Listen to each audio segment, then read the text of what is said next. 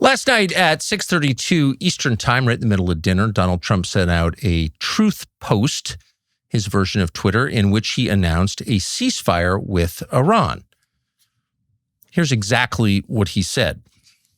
This would be 1 hour and 28 minutes before the total destruction of Iran that he had been promising, the implied use of nuclear weapons or some other weapon of mass destruction, a weapon powerful enough to eliminate an entire country in one night, as he said. So that's what people were expecting to see. That's what he'd promised to deliver. And instead, this statement: subject to the Islamic Republic of Iran agreeing to the complete, immediate, and safe opening of the Strait of Hormuz, I agree to suspend the bombing and attack of Iran for a period of 2 weeks. We've already met and exceeded all military objectives and are very far along with a definitive agreement concerning long-term peace with Iran and peace in the Middle East. We received a 10-point proposal from Iran and believe it is a workable basis on which to negotiate. Almost all the various points of past contention have been agreed to between the U.S. and Iran, but a 2-week period will allow the agreement to be finalized and consummated. On behalf of the United States of America as president, and also representing the countries of the Middle East, it's an honor to have this long-term problem close to resolution. Well, amen. Cold water on a hot day. The nation, the world, breathed a sigh of relief. And particularly pleased were people who have fought in previous wars, people in the GWAT generation, people who are conspicuously absent from the Fox News analysis of this war, people who know what it is to fight wars. Because one of the things that people who fight wars, who see them up close, learn is that almost anything is better than war. Even a step back or a step down, even giving up something you want while bitter, is better than total war, because there is nothing worse in this life than total war. And that's a generational lesson. Every generation that experiences total war learns that lesson. And so the most eloquent writing about why war is bad is written by people who have seen it and experienced it. Every big war produces a generation of writers calling for no more wars.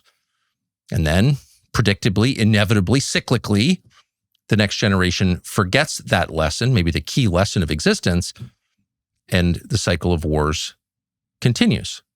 So last night seemed like a victory for the United States, even though it was, strictly speaking, probably a loss. Now, the president didn't explain what's in this 10-point plan, this proposed agreement that he'd received from the government of Iran, but we know roughly what was in it.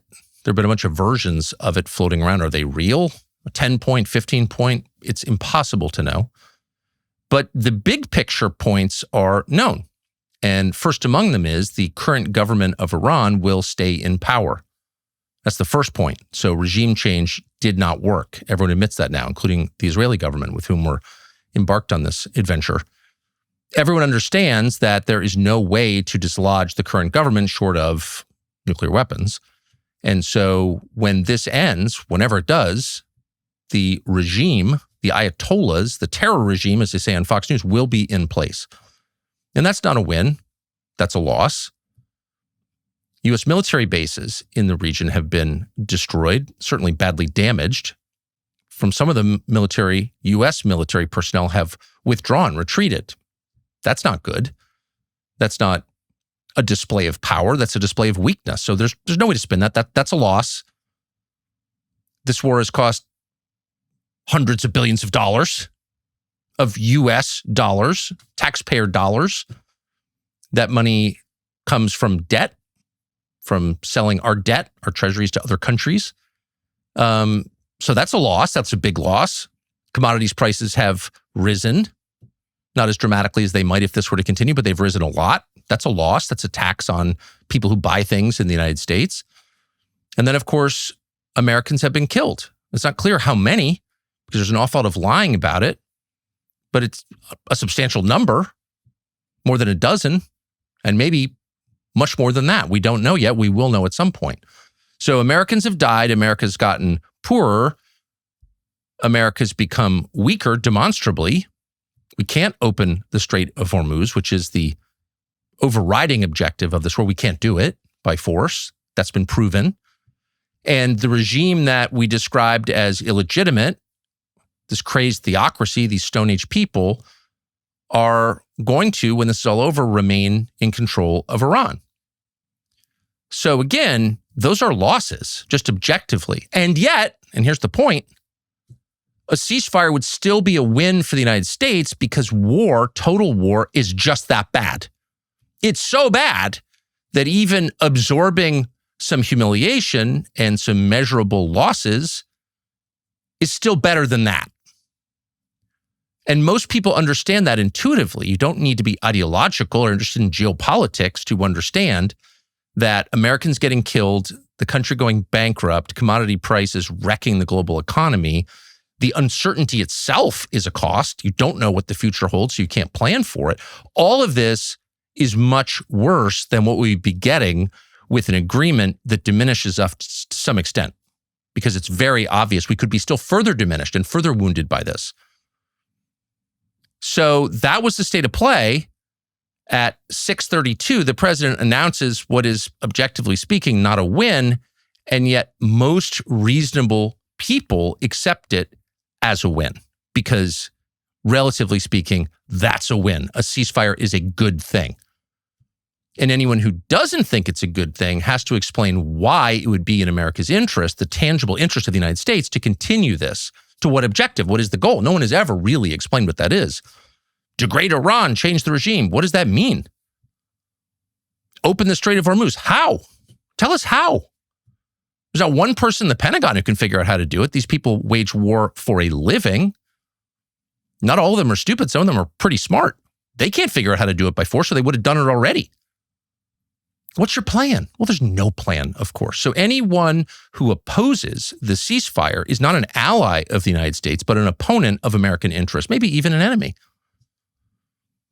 So with that in mind, it's worth assessing what happened to the ceasefire. Well, it seemed to last a very, very short time. Now, not in name, no one is saying there's no ceasefire, but certainly in practice, because very shortly, within hours of the president announcing this, Israel, our unmentioned partner in this war, decided to bomb civilians in Beirut, Lebanon.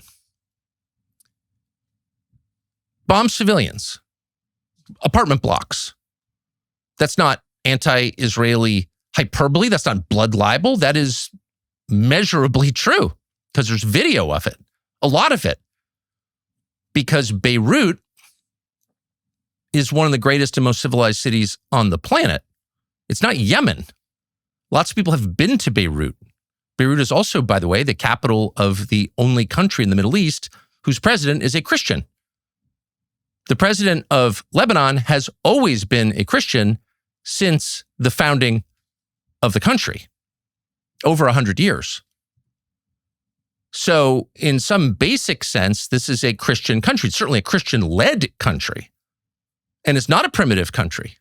It's probably one of the top 3 most beautiful places in the world. But it's also one of the most civilized places in the world. And for many years, the southern portions of the country have been controlled, or at least influenced, by a Shiite militia group, which has become, in effect, the government of those parts of the country, called Hezbollah. You've heard of Hezbollah. I think the U.S. Congress has declared it a terror organization. No one's defending Hezbollah. But Hezbollah's the main thing to know about Hezbollah is that they are sworn opponents of Israel, and that's why you know their name.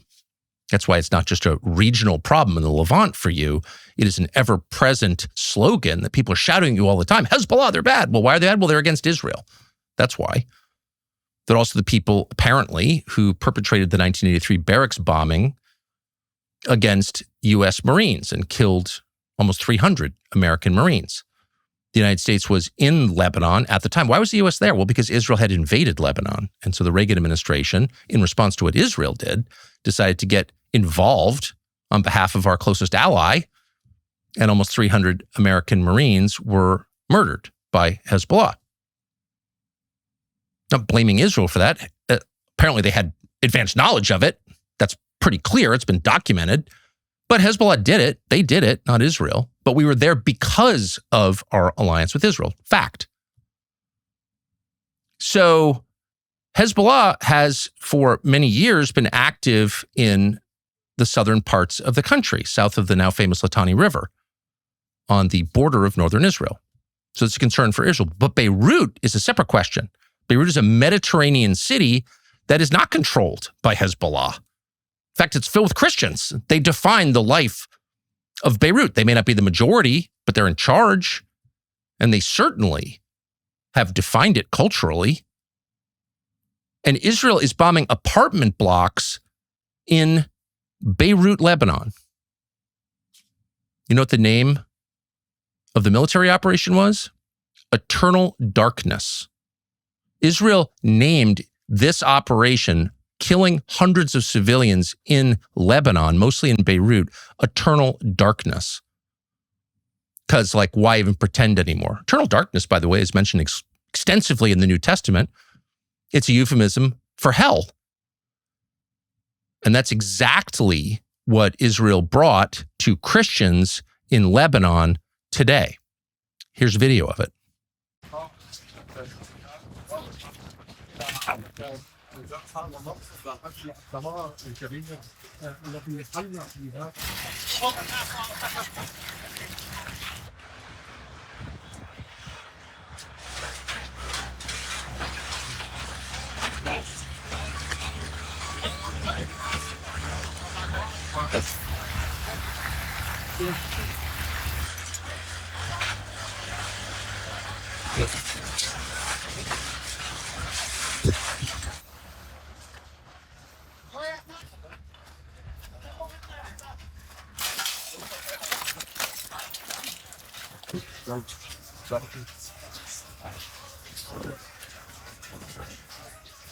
Looking a little bit like Gaza. And of course, that's the point of Operation Eternal Darkness. But what does it look like on the ground? Again, these are civilians who were murdered by the Israeli military using American weapons and American tax dollars to do it in order to stop a ceasefire that the American president happily announced to the great relief of the American people. All of it stopped by Operation Eternal Darkness, targeting civilians. But if you were a civilian on the ground in Beirut, what did it look like? Well, we have this video, which is distressing. This is a little Lebanese girl walking out on a sunny day with her father in a residential neighborhood in Beirut when the Israelis come in and level the city. Here's what it looked like.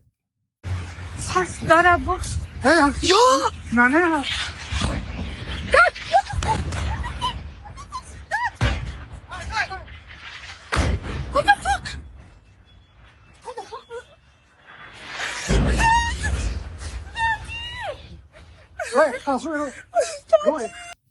Operation Eternal Darkness. That's for sure. So the net effect was to end the ceasefire. Again, it hasn't been announced, but the Straits of Hormuz are closed once again. Not open, totally closed, apparently. And the Israelis are continuing to blow up Christians, murder Christians, and other civilians in Lebanon. So this afternoon, the administration announced, well, there's been some confusion here. An agreement that Israel would stop destroying Lebanon was not part of the agreement with Iran. And so clearly they thought it was. They thought somehow the United States would get Israel under control as its patron. We never promised to do that. So this was all a mistake, and we'd love to negotiate the terms, but exclusive of Israel's behavior. Israel's going to do what it's going to do. And, they may kill more little girls in Beirut, but that has nothing to do with the bilateral we'd like to have with you. Well, it raises a couple really interesting questions that need to be resolved before we can fix this and fix our country. And the first is, why would you ever go into a war with another country when you don't have aligned interests, when you don't have the same goals? Israel is a whole separate goal from ours. Israel would like to leave Iran a husk, a civil war between various ethnic groups, just a bleeding wound, and therefore permanently weakened. They don't want a coherent nation state in Iran because that wouldn't help them. The United States, of course, doesn't want that because you can't open the Straits of Hormuz unless you have someone in charge of the territory of Iran, because then pirates will close it. Anyone with mines or drones can close the strait. You need a central government in Tehran to keep the strait open. And the United States, being, of course, subject to international commodity prices like everybody else, and with a big economy, doesn't want that. Doesn't want the refugee crisis in Europe and the US that will inevitably result if Israel gets its way. The United States went in there with goals that weren't exactly clear. I don't know, somehow ending the nuclear program because it's such a threat, even though US intelligence had repeatedly concluded that it was not an imminent threat.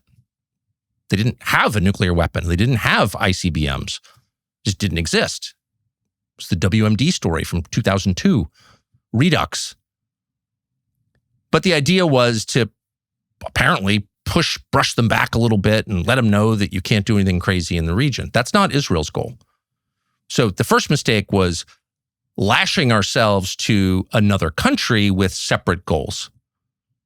But more immediately, the mistake would be if you want to wrap this up with a ceasefire and a peace agreement, you would, of course, tell Israel to get on board because Israel is a tiny, insignificant country with an infinitesimally small population and economy that only exists because you protect it and pay for everything. Israel is your client state. This is like taking orders from your housekeeper, which you would never do. Why would you do that if you had self-respect? So the first thing you would do if you were sitting down to come to terms with your opponent, this big country, Iran, that you haven't been able to beat militarily, would be to tell Israel, hey, we're suing for peace. We're going to get this done. You knock it off. But the U.S. didn't do that. This administration did not do that. In fact, apparently, according to the Israelis, they never even consulted Benjamin Netanyahu. They did not tell him that we were right on the cusp of ceasefire talks. Why? Because they were worried that he would do what he did with Operation Eternal Darkness, Operation Hell, and scuttle the whole thing by doing something crazy like bombing apartment buildings in Beirut, Lebanon. So apparently, getting Israel under control so the United States could save its economy and the lives of its troops was not even on the table. Like the one thing we know we're not going to do is tell the Israelis to behave.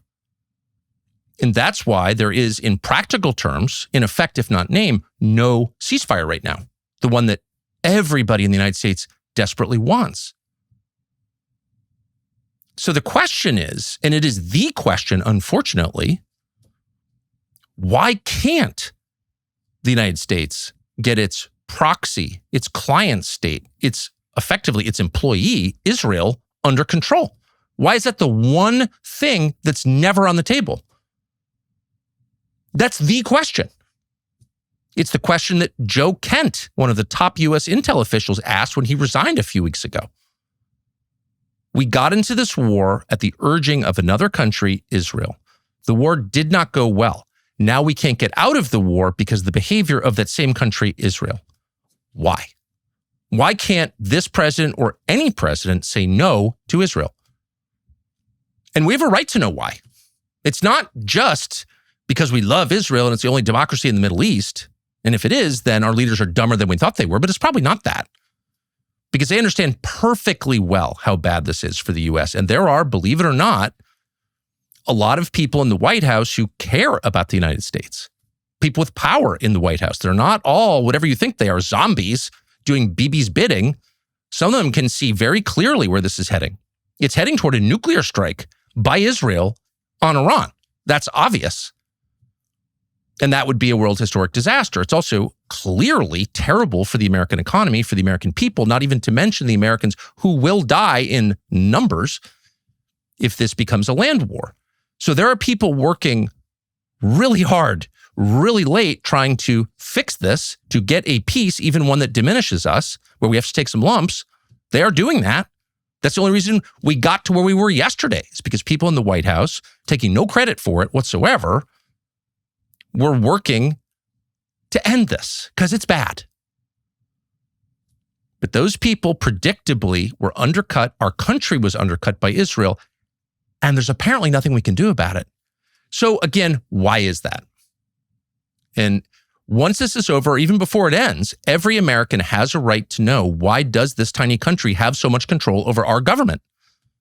Is it consent? It doesn't look like it.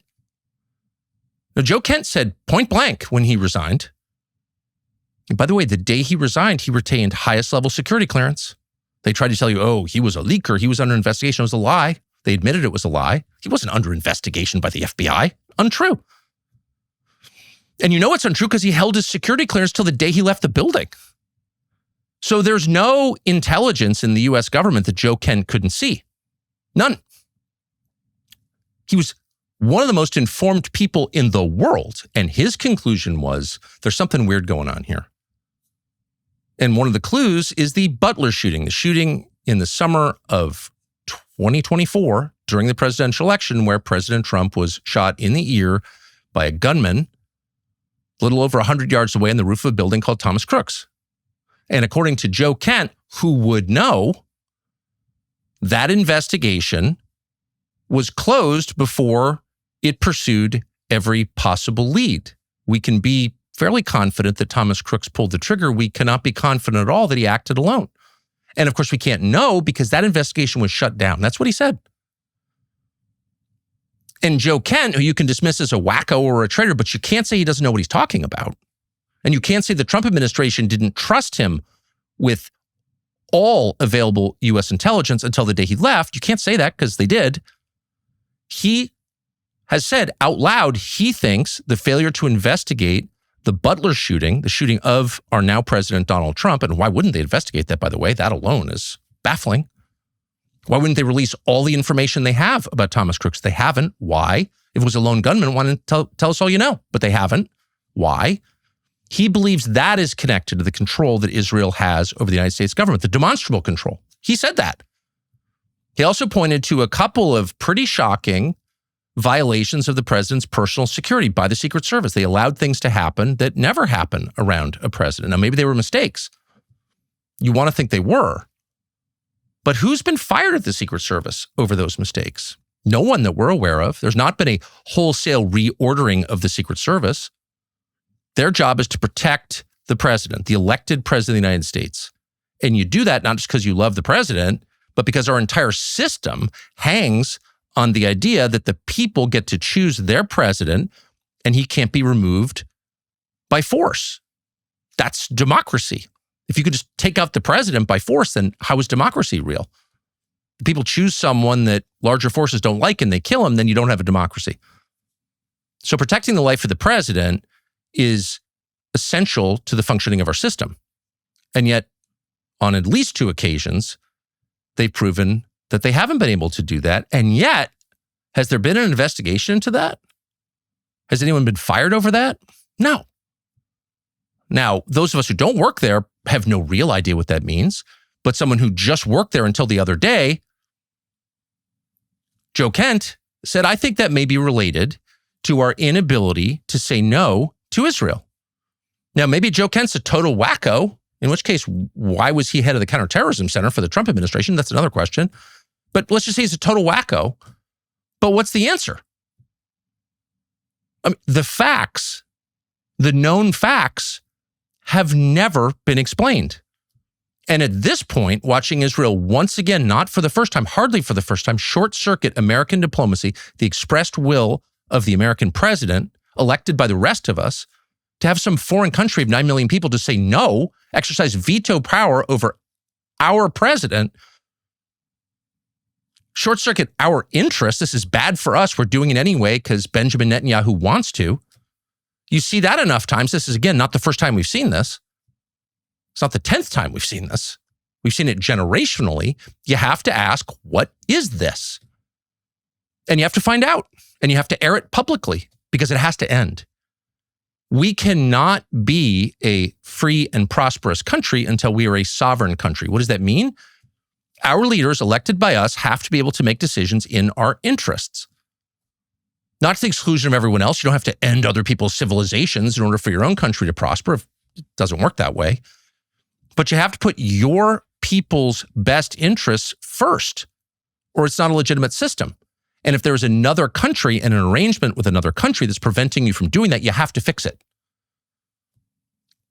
And then there are also moral questions. If that partner, your closest ally, the only democracy in the Middle East, is killing kids in Gaza, the West Bank, Lebanon, Iran, and doing so without apology, if it's committing war crimes every single day for years with your money and your weapons, at some point you're implicated in those crimes. And you have to stop that too. It's all bad. There's no upside. Where's the upside?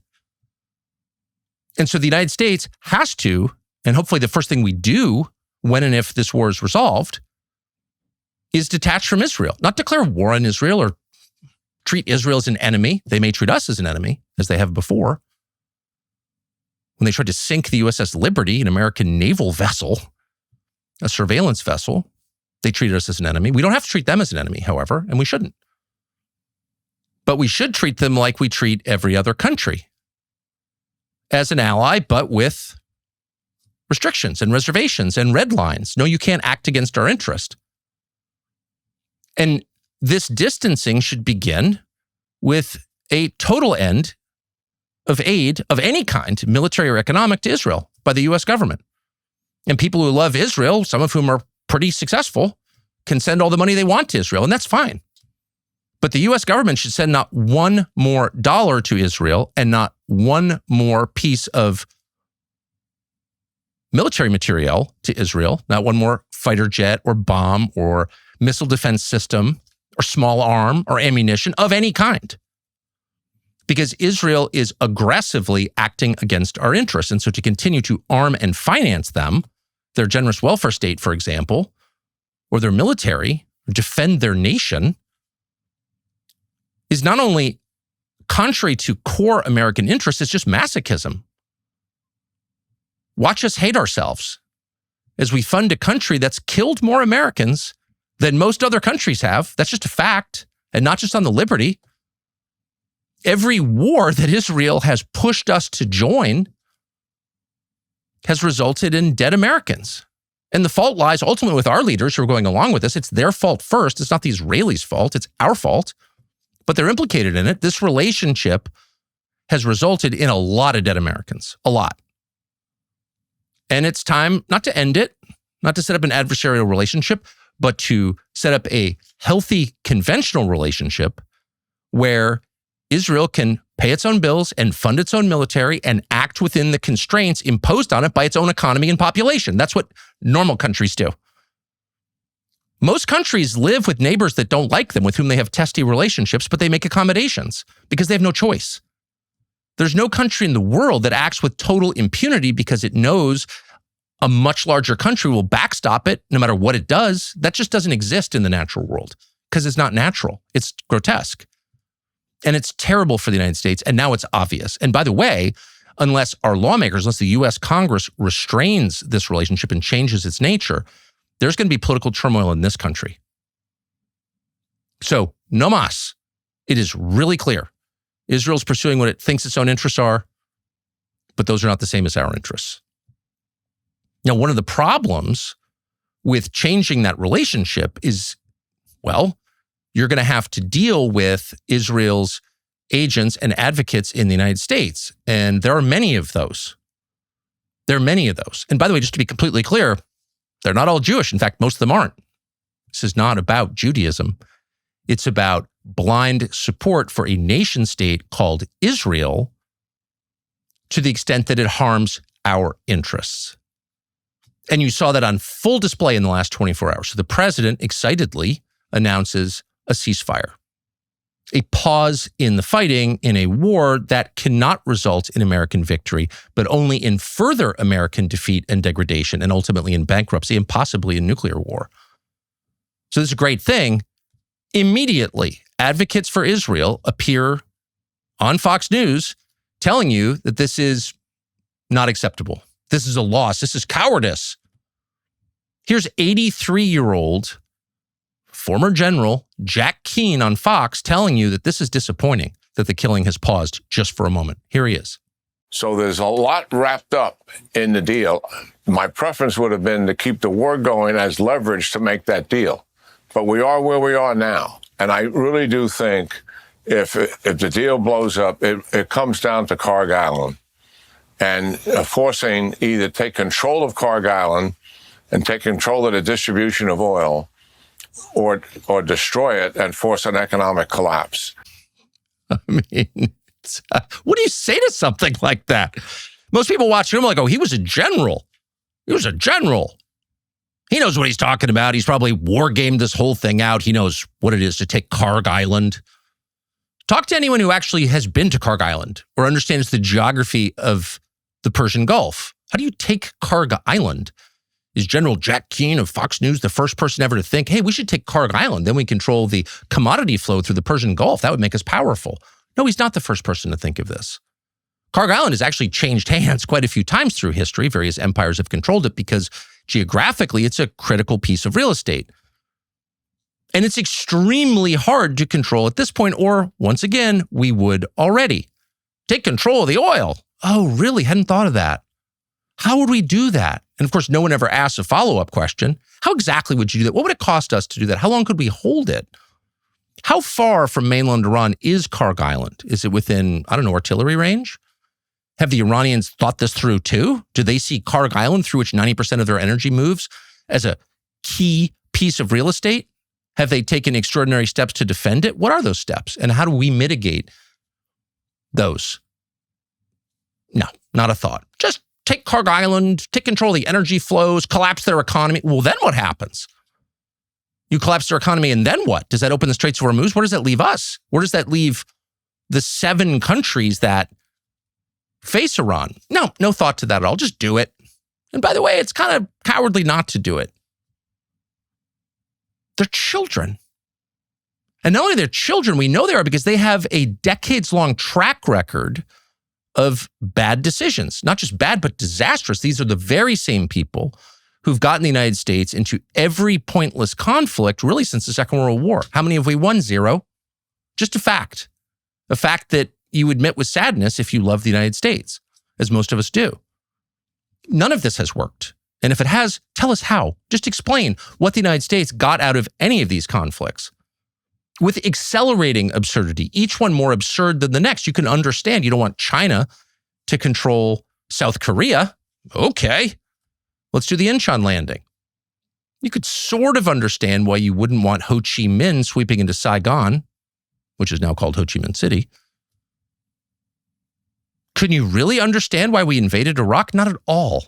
And this war makes the least sense of all if you view it through the prism that most Americans would, which is this good for us? No, obviously not. And there's no way to achieve it. And you know there's no way to achieve a military victory, meaning a return to the status quo of February 27th, because they never explain what those means might be. Because they have no idea, because they're children. And so really it's incumbent on the rest of us to increase our self-respect and stop giving airtime or any attention at all to people with a long proven track record of failure and absurdity and silliness. Listening to 83-year-old generals who couldn't find Karg Island on a map, pretending that they're experts on the subject. Because they're not. And again, they've gotten it wrong again and again and again. Would you take real estate advice from a homeless person? No. Because they're not good at real estate, so they're homeless. Like, this is nuts. And so for this government to function, people who've gotten it wrong again and again and again cannot persist in positions of leadership. Doesn't mean they have to be imprisoned. They'd like to imprison their enemies, but in a free country, you don't imprison people because of disagreement. They're saying out loud, anyone who disagrees with us should be in jail because they're authoritarians. But it means not allowing them in government. Why? Because they don't have the best interest of the country at heart. That's why.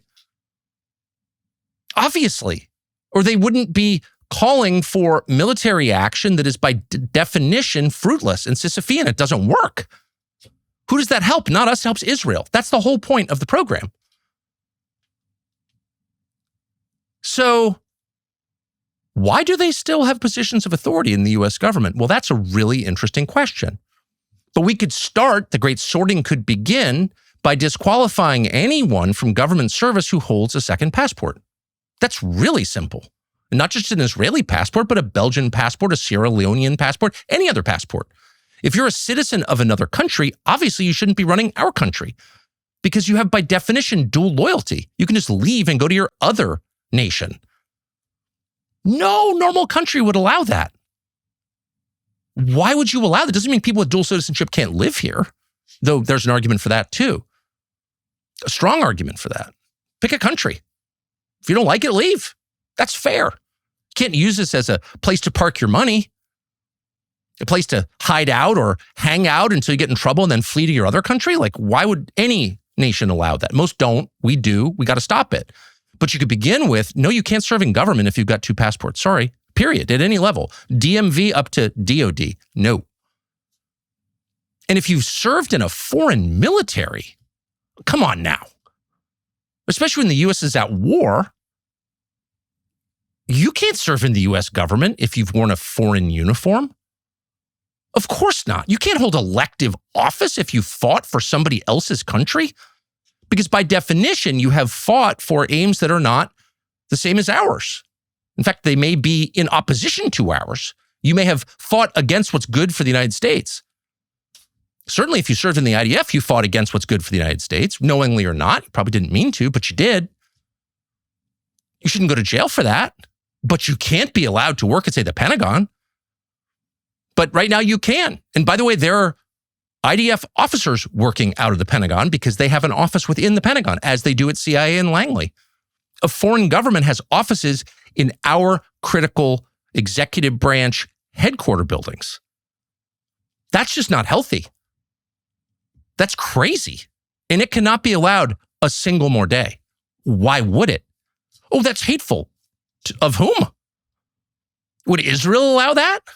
Would they allow Americans, I don't know, to open an office in the Dimona complex? No, because they're not insane, but we are. So we should stop that immediately. But the main problem with neocons, of all religions, just to be totally clear, is that not only are they not on board with the interests of the majority of our country, they work in opposition to those interests. Wars you don't need, mass migration into this country and the West, and that would include Canada and New Zealand and Australia, Western Europe and the United States. That migration, which I think even liberals would acknowledge has not been good for anybody. In fact, it's destroyed these countries because a country, a sovereign country, has control over its borders. Can't just change the population in a generation. Can't do that. That's all been abetted by the neocons, 100%. Now, why is that? Well, that's another question. But the whole thing is dark. The owner of OnlyFans is one of the biggest contributors to AIPAC? Tell me how that works. Don't know the answer, but it's not good. It's not healthy. It's not good for the United States. None of it's good. AIPAC's not good. OnlyFans is not good. So maybe it's not surprising there's some nexus there. But above all, what is degrading to our country, bad for our strategic objectives, and just rotten for the nation is the lying, the nonstop lying, the refusal to be straightforward about your aims. What are you actually arguing for? You never know. Because lying is totally acceptable among neocons, completely. You always cloak your real objective. You saw this in the 12-day war. Oh, no, we're just going to get rid of their nuclear program because it's an imminent threat to the West. Okay, it's an imminent threat. And some people piped up and said, I don't know, this looks like the opening salvos in a regime change war. Oh, shut up, racist. Of course, it turned out to be. But nobody ever apologizes. Well, actually, you're right. You caught us the first time, and now we know because we're in a regime change war or an attempted regime change war. No, just keep lying. Just say whatever it takes, whatever's expedient to get to whatever the goal is, but you never know what the goal is because they'll never tell you. It drives people crazy. It makes people conspiratorial. That's the other problem with it. So many conspiracy theories. Well, there happen to be quite a few conspiracies. What's a conspiracy? Well, it's a group effort to achieve something whose goal is never stated in public. That's what a conspiracy is. And there's obviously a lot of that. Here's one example. This is from Fox News yesterday, one of its top shows. Here are two neocons talking about what they think the U.S. we should do next in Iran. Hopefully, if we can get arms in the hands of the people, they'll take over. I'll give you the last word. We have about 30 seconds. That to me is very key. I've been talking about that in multiple appearances here and on radio. We have to arm the people because if we're not going to do regime change, they need to have the ability to do it. Reagan did it in Afghanistan. He did it in Nicaragua. He did it in Honduras. He did it in Angola. Donald Trump can do exactly the same thing. Somehow, some way, those people need to be able to get armed and need to take their future into their own hands. It's like they can't even hear themselves. The other problem is, and one of the reasons that you have to laugh at all the conspiracy talk about the neocons is a lot of them are not super bright. They don't really know very much. So here you have that guy just said, Reagan did it in Afghanistan and Nicaragua. So what happened? Well, let's see. When Reagan did it in Afghanistan, he sent weapons to a group of freedom fighters called the Mujahideen, Islamic warriors. This was back in the 80s when we were on the side of Islamic extremism against the Soviets. And now you fast forward 40 years, and who's in charge of Afghanistan? Well, Islamic extremists, the Taliban. Nicaragua, 40 years ago, we sent arms to the Contras. A lot of people supported it, including me, by the way, to be clear, because the Soviets are making inroads in Nicaragua. They're funding a group called the Sandinistas, led by a man called Daniel Ortega. And we are going to regime change Daniel Ortega. So 40 years later, who runs Nicaragua? Anyone got Wikipedia? Oh, Daniel Ortega. So whether you support it or not, it didn't work. It didn't work. You're pointing to those as successes? Really? Countries that 40 years later are run by the Taliban and Daniel Ortega? And that's the argument for sending arms to the opposition? But what's so revealing about that clip is how the actual point, the object of the strategy is never stated. In fact, it's hidden. And it's hidden in the most sinister way in the language of idealism and ideology. We have to end Islamism. We have to stop the threat of the terrorists. We have to bring freedom to the poor, benighted people of Iran. When, of course, the actual aim is Israel's aim, which is chaos. The whole point of this from an Israeli perspective is not an attack on Israel, by the way. It makes a kind of evil sense. If you want to eliminate a threat, you can't kill everybody, even with nuclear weapons. But what you can do is set them at war with each other. And this has been the way that Israel has conducted asymmetrical warfare since its founding. You sow chaos among your opponents. You get them to fight each other. And that's the goal for Iran, which is just a little bit over 50% Persian. Not everyone who planned the war seemed to know that or advocated for the war seemed to know that, but the Israelis know it. And they know that the goal is to stoke ethnic conflict and to some extent religious conflict in Iran. Most Americans have no idea that there are up to 5 million Christians in Iran. They have no clue. But of course, the Israelis know that. There are lots of Jews in Iran. The Israelis bombed one of their synagogues yesterday. Why? Unclear. Maybe just the love of bombing things. But it is a multi-ethnic country with religious minorities. And countries like that are ripe for internal division. So the point of the exercise is not to get weapons in the hands of freedom fighters. Who would those be? How do we identify an Iranian freedom fighter? No, the point is to stoke an endless civil war, which once ignited are famously hard to end. That's the point. How does that serve our interests? Well, of course it doesn't. Israel, which seems to have an interest in destroying Europe, certainly a desire to destroy Europe. The Prime Minister said it himself, Rome is our real enemy. Still angry about 70 AD, 2,000 years later. His words, not mine. So clearly Israel wants to harm Europe. They've said so. They've helped do it. That would definitely harm Europe and the West. How does it help the United States? Well, not at all. But here you have two prominent analysts on Fox News telling you that for the sake of the Iranian people, we need to do this. Really? The same people who are being bombed, whose infrastructure, civilian infrastructure is being destroyed? The same people who will starve to death if this keeps up? We're really doing this for them? How is starving me to death in my interest? Are you really trying to help me? No, of course not. How much better it would be, how much more Christian would it be just to say what you're trying to do out loud, to tell the truth for once, and then the rest of us could assess it. We could argue against it on good faith terms. We could probably even accept it, even if we disagreed with it, if we knew what it was. But you never know what it is with liars. with people who are committed to saying whatever it takes to get their goal achieved without explaining what the goal is. So that mode of communication, of operation, that whole worldview is totally corrosive to our country. It is totally immoral. Lying is bad. And because lying is now the currency of government, thanks to people like the people you just saw on the screen, some of us have lost track of this. So you can't accept anything the government says at face value. You have to parse every statement. Well, maybe this means that, or it's a bank shot intended to achieve this. You have no clue. That is so bad for your society.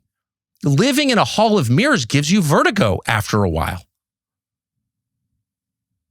Those kind of people should have no role in any decision the U.S. government makes going forward, period. And if they support arming the freedom fighters of Iran, let them do it themselves. If they support overthrowing the regime, let them fly there themselves and attempt to do that, if it's that important. But for not one more day should people like that have access to the levers of power in this country, and they should absolutely not be allowed to write our legislation. This country needs to free itself from the influence of a foreign power and restore freedom to its own citizens. The freedom to criticize a foreign country, to boycott it if they so choose, to speak their conscience without the fear of being arrested or accused of a thought crime. People like that have made this country increasingly authoritarian, where people who are born here no longer feel free to say what they really think.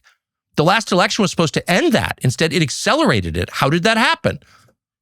It's not even clear, but it did happen. And so the first thing we need to fix when this is all over is the system that produced this disaster in the first place. Not just a change of presidents. That won't be enough. We've just proven it's not enough. You need to change the system that acts on not just this president, but every president to produce results that are terrible for the United States. That's the first thing we need to do. The second thing we need to do is figure out how exactly Iran was able to do this. How did that happen?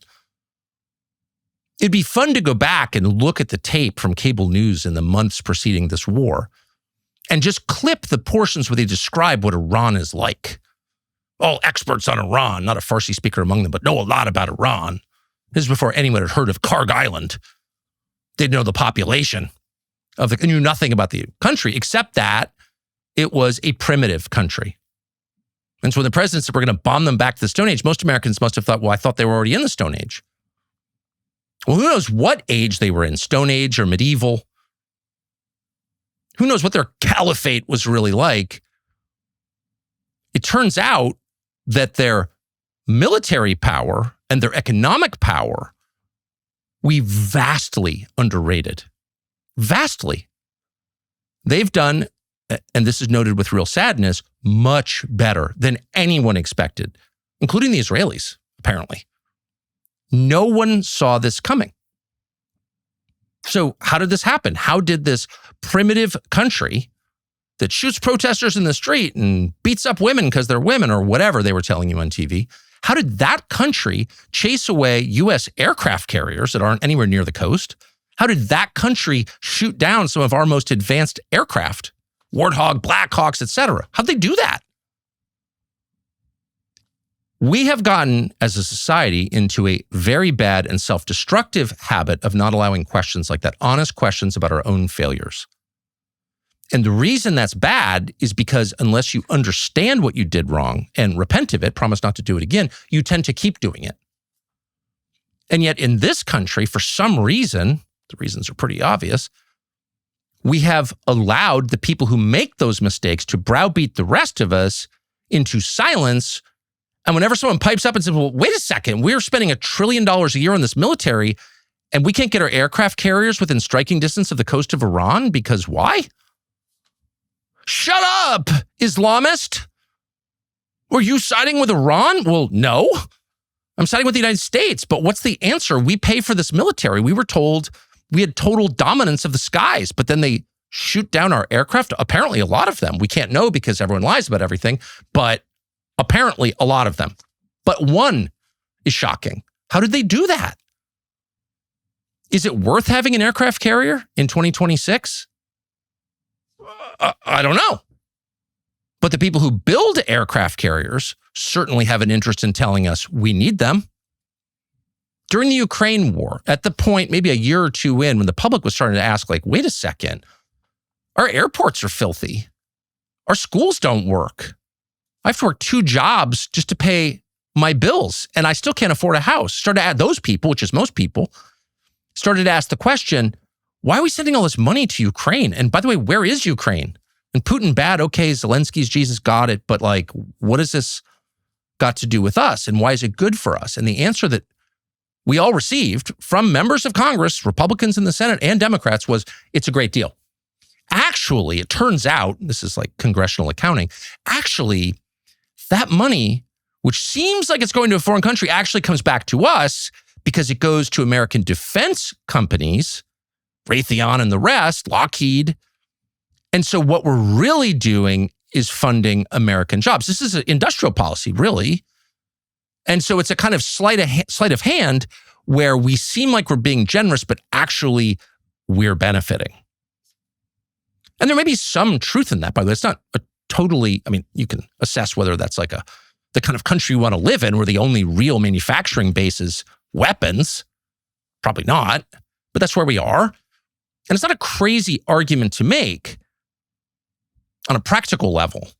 I mean, there are military contractors in every congressional district, or always were. And so it does produce American jobs. But it also sets up an incentive for those companies and the lawmakers who fund them to maintain the status quo.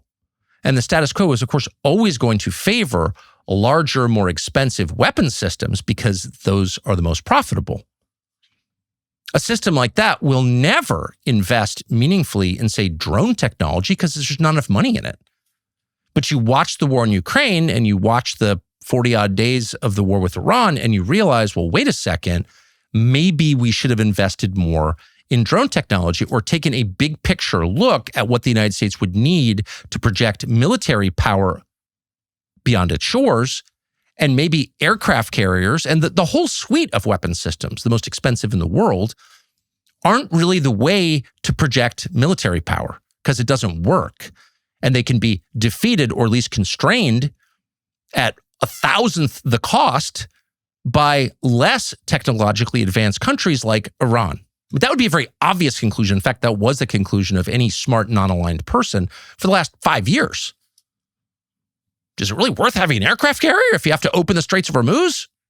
Maybe not. Well, apparently not.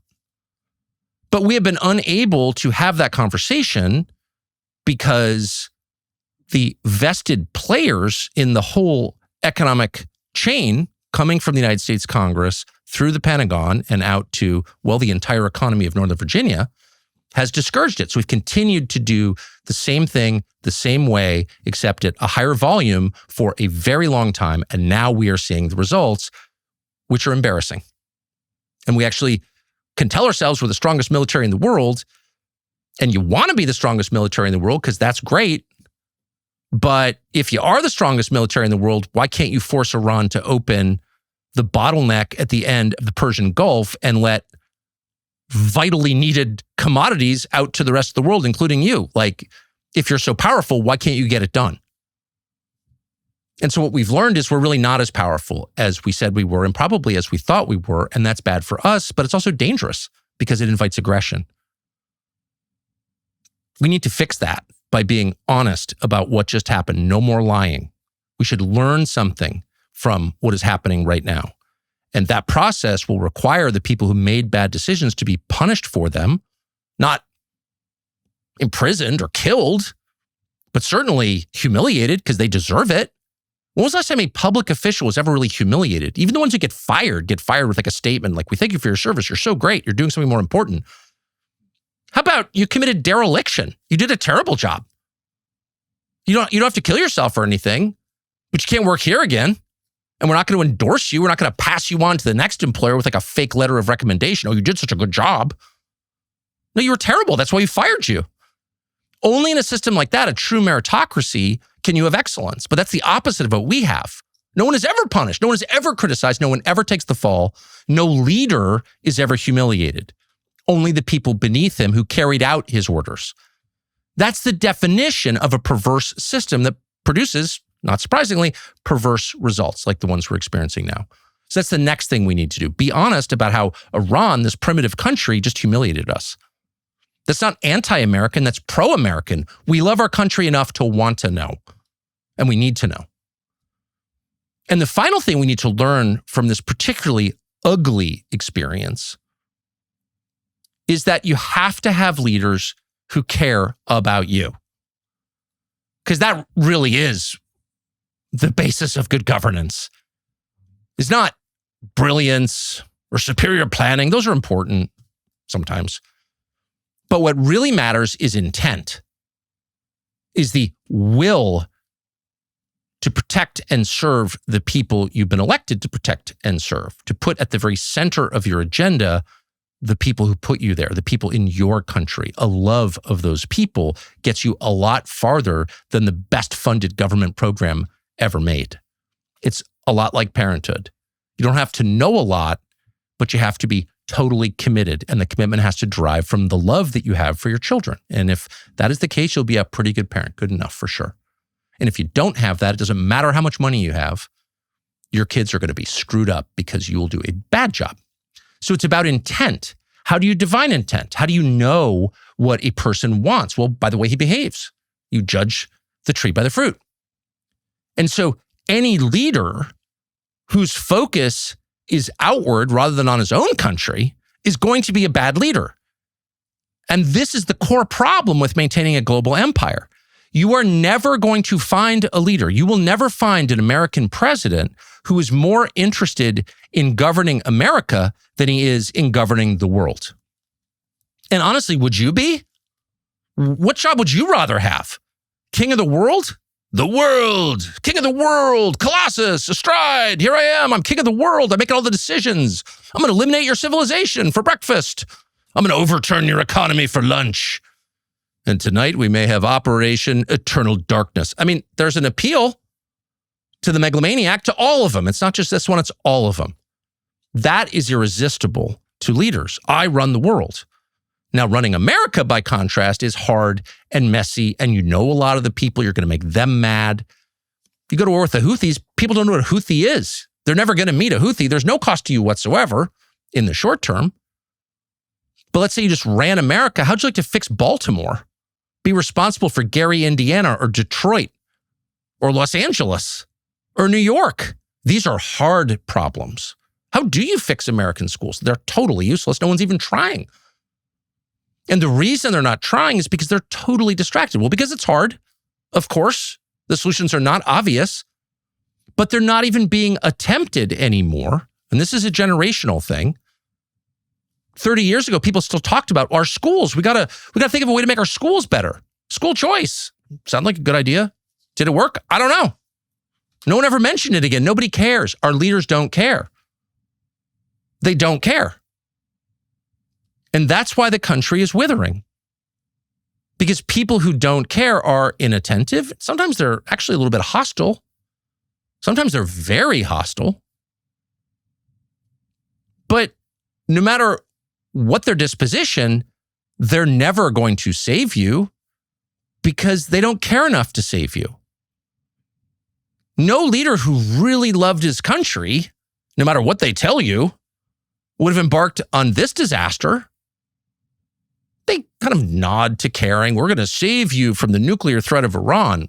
Was there a nuclear threat from Iran? Shut up, hater. Was there a nuclear threat? Shut up. Okay. There's no even real attempt to tie what they do outside our borders with most of our money to any benefit to you whatsoever, because that's how little they care. And that actually has to change. And it's not just a matter of the looming debt crisis, which is real, or the fact we spent hundreds of billions on a fruitless war that diminished us. It's not even about that. It's bigger than that. Coming out of this, we have to demand, regardless of party or even ideology, leaders who have a gut-level love and concern for the American people. That is the test. That's the acid test for holding office in the United States. You have to care. We can probably devise ways to measure whether you care. But if you don't care, you're going to have to join the neocons in doing something else. So that's what we've learned so far. For where we're going and whether this ceasefire, assuming it even is a ceasefire, will hold, we want to talk to someone called Alastair Crooke, who is not famous in American media by and large, but is outside the United States, I think, regarded as one of the most experienced and wisest observers, mostly non-aligned observers, of what's happening in the world, particularly in the Middle East. He spent most of his career as a British diplomat, intelligence officer. It's not an endorsement of British intelligence, which has been much discredited in the last 25 or 30 years.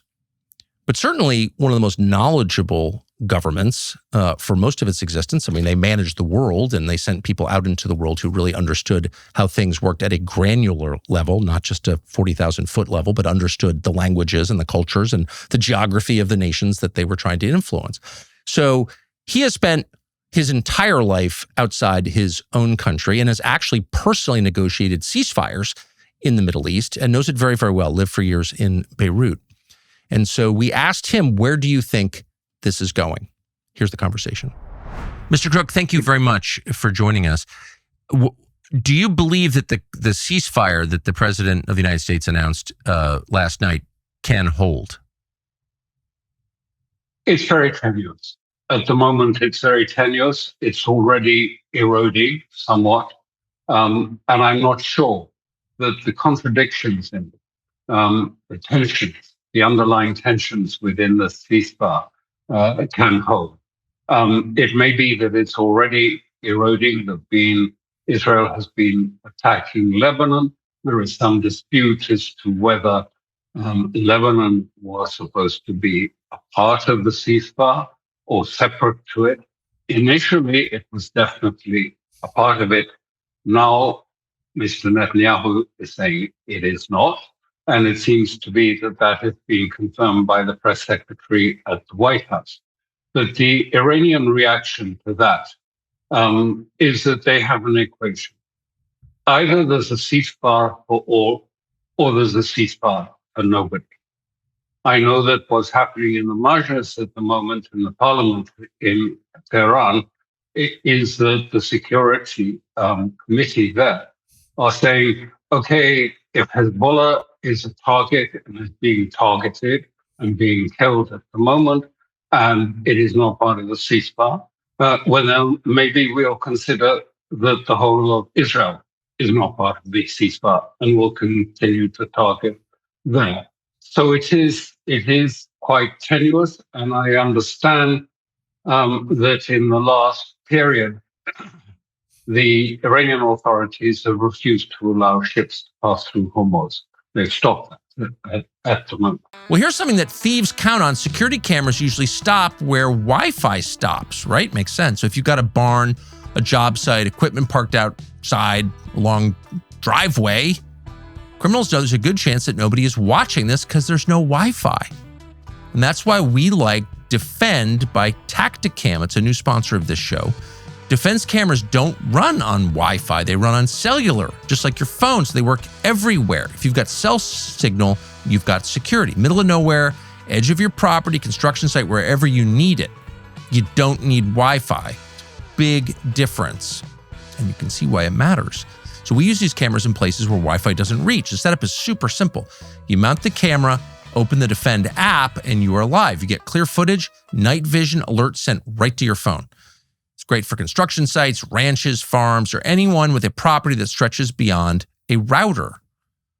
And here's something we really appreciate. Defend does not sell your data, not to tech companies, not to advertisers, not to China, no one. Your footage belongs to you, and that's big. Plans start at about $5 a month, no contract, cancel anytime. Visit defendcellcam.com. That's defendcellcam.com. Can you describe what you referred to at the beginning as the underlying tensions in the ceasefire, the misaligned interests that may torpedo it in the end? What are they? Well, I would explain it not in terms of just sort of literal what is in and what is not in it. I would say from the Iranian perspective, the purpose of what's happened, or at least the attack that took place on Saturday last and killed the supreme leader. That has given an opportunity to change the situation, to break the paradigm. They want to get out of the cage. What do I mean by the cage? Well, it's not the sort of physical cage of Gaza where there are fences and drones flying over, but nonetheless, it's been 74, 75 years of caging. If you look at a map, you'll see all around Iran, every side, it is hemmed in by military bases. All around, it is hemmed in by sanctions, by tariffs, by siege, economic siege on the country, by political, even cultural isolation. And they see this, therefore, not as an attempt to, not as a process that will lead, if you like, to new deterrence, a new form of a sort of, we'll go back, there'll be a ceasefire, then it'll end, and then there'll be another round of military. They want an end to war. They want this to bring about an end to the war. And they believe they're on a strong position. In fact, I know this will seem counterintuitive to many of the audience, but actually Iran has emerged stronger from this month of war than it did at the end of the 12-day war last June, in many ways. Firstly, because in economic terms, they are benefiting.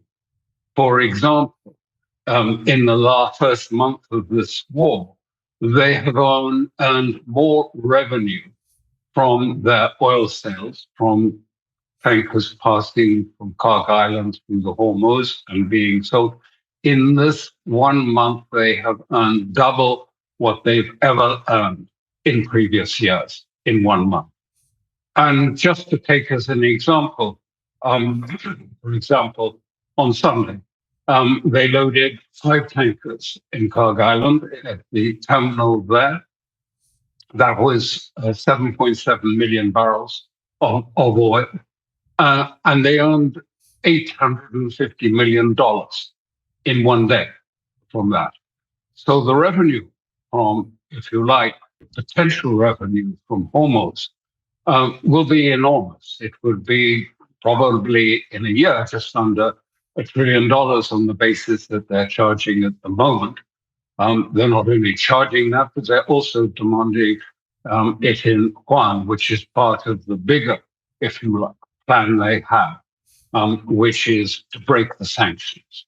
Not only to break the Hormuz, but by insisting that cargoes have to be charged in yuan, the Chinese currency, and not in dollars, to get permission to pass through Bar Kesem Island and Jarad Island, and they are then escorted by the Iranians through the element Ziada. But in the other aspects, which will strike probably listeners as even more surprising, is that their casualties are probably less than in the 12-day war. Why? Well, because what they learned from the 12-day war is evacuate all public buildings that you possibly can, perhaps leaving hospitals, but everything else empty. State buildings, security buildings, educational buildings, all are empty. And so the attacks, which are focused very much on those, have caused far fewer casualties. You know, there may be a caretaker or someone who unfortunately is killed in these, and of course civilians being killed. I mean, many civilians being killed where residential areas have been attacked. But on the whole, they have had fewest casualties. And the second thing is that their military is in better shape than it was at the end of the war. First of all, the reason for that is, again, a rather strange one. The Iranians bought a lot of these decoys, huge numbers of decoys from the Chinese that imitated airplanes and missiles and so on. But the Chinese gave them a twist, which was interesting. And I didn't know this before, but they have a heat source in it. So that when they're picked up by radar or by sensors, it looks real because, it not only looks the part, but it actually emits the heat of a real missile or an airplane. And so largely, the Israelis and the United States have been bombing decoys. They've also been trying to bomb the main missile cities. But if you take a main one like Yaz, it is buried in a granite mountain, 800 meters deep, really deep, and there's sort of concrete. And there's a whole railway system underneath this, tunnels and railway systems under this mountain. And they deliver the missiles on railway trucks, and the railway takes it right up to the entrance. An airtight door opens, it moves to the entrance, and the missile is fired. The airtight door comes down, and the train withdraws. Well, the Israelis have been bombing this, and the mountain is getting blacker and blacker, but it's not affecting their missiles. And these missiles, and I've made this point many times, what they haven't understood about the mosaic system that the Iranians started planning for this asymmetric war 20 years ago is that they are dispersed across the extent of Iran, which is a huge country with mountains and forests, the size of Western Europe, effectively. And they are buried deep, deep. That was the lesson that the Iranians learned from the attack on Baghdad in 2003. They saw how air power could come in and could destroy the command center and the military capabilities of Saddam Hussein at that time. And they decided we have to manage a way that we will not suffer a decapitation strike. So they implemented this asymmetric role where the leadership is completely dispersed across the country. Again, autonomous, if you like, commands. They have their own missiles. The commander has the initiative to fire those, to use troops, and they are completely immune from any cutoff of communications or an assault or a decapitation strike because they have preset plans, sealed plans. Each commander has these sealed plans of what to do if the supreme leader is killed. And they tell him what the next proposals are. So it's like a sort of huge retributive machine that snaps into action the second the command is lost. And will continue the war, will continue with preset plans. And we saw that happen on that Saturday when the Supreme Leader was killed. Within the hour, those plans were unfurled and attacks were starting on Gulf states or U.S. military bases in the area. So all in all, what I'm saying to you is that, and people I think have been quite surprised at the resilience that Iran has shown in this. And now they're trying to, if you like, leverage this resilience to bring about a major change in the situation. And the Iranians have, some equations that it's best to understand if you want to understand what their position is. It's like the one I mentioned about the ceasefire, but it is security for all or security for no one. Prosperity for all in the region or prosperity for no one. If we are attacked, we will move up the escalatory ladder accordingly. But the aim is to try and bring about a complete change, as I say, to change the region through the control over the Hormuz, to change the region away from being a petrodollar region, away from it being, if you like, part of the economic the economic sphere of Wall Street, and to try and to move to a different economy in the Gulf area. And also, by insisting on Juan, it is trying, if you like, to change the whole, if you like, basis and the whole geopolitical psyche of Iran, and for it to come back as a major geopolitical power in the region. That's it, essentially. It's probably pretty obvious by now that you definitely need the Hallow app. You need peace, and the Hallow app can bring you there. And there's something pretty great starting on Hallow, starting April 13th. Mark Wahlberg begins a new series called Stay Prayed Up. His message is simple: go to church, take your faith seriously, and pray. And Hallow can help you with the last one. Millions follow that routine on Sundays. Then Monday comes, your life gets busy, the connection to God fades. Not with Hallow. Hallow offers daily prayer challenges, not just encouragement, but structure, a way to actually live out your prayers. Prayer is not complicated, but it's hard. It is a discipline. It's about opening yourself up to God's will, relinquishing control, and letting God lead your life. And that can absolutely change your life. In fact, it's the only thing that can change your life. Hallow helps users embrace the rhythm of prayer and scripture into their regular routines. You listen, reflect, let it speak into your day. That's what it means to say prayed up, showing up daily, even when you don't feel like it. And when you do that, God meets you directly. So stay prayed up. Download Hallow today for 3 months for free at hallow.com/Tucker. There's nothing we recommend more strongly than this. If Iran, it's from what you've described, if Iran were to achieve those goals, or even the majority of those goals, it would be a major global power, not just a regional power, it seems to me. Yes, exactly. And this is why, I mean, what is happening in Iran and with Hormuz portends a big shift in the global path, because already we see, signs of this taking place.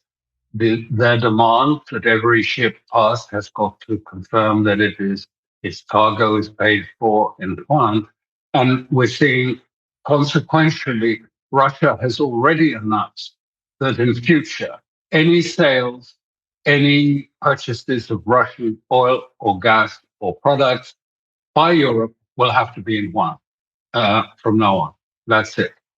Then you've seen a big European bank, Deutsche Bank, now stopping, if you like, the issuance so much of their debts in dollars, and are issuing pound bonds. That is, bonds based in either the digital renminbi or the ordinary renminbi, and was a huge success.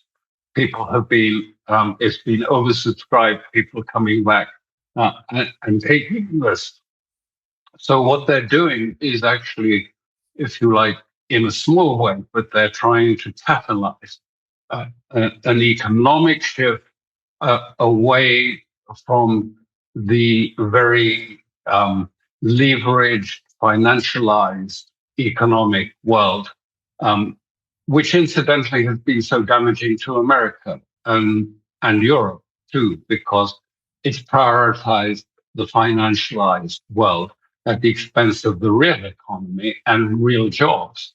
And it's all about trading and making money by trading or something else, but it isn't from making goods. No one does that now. Not enough money in it.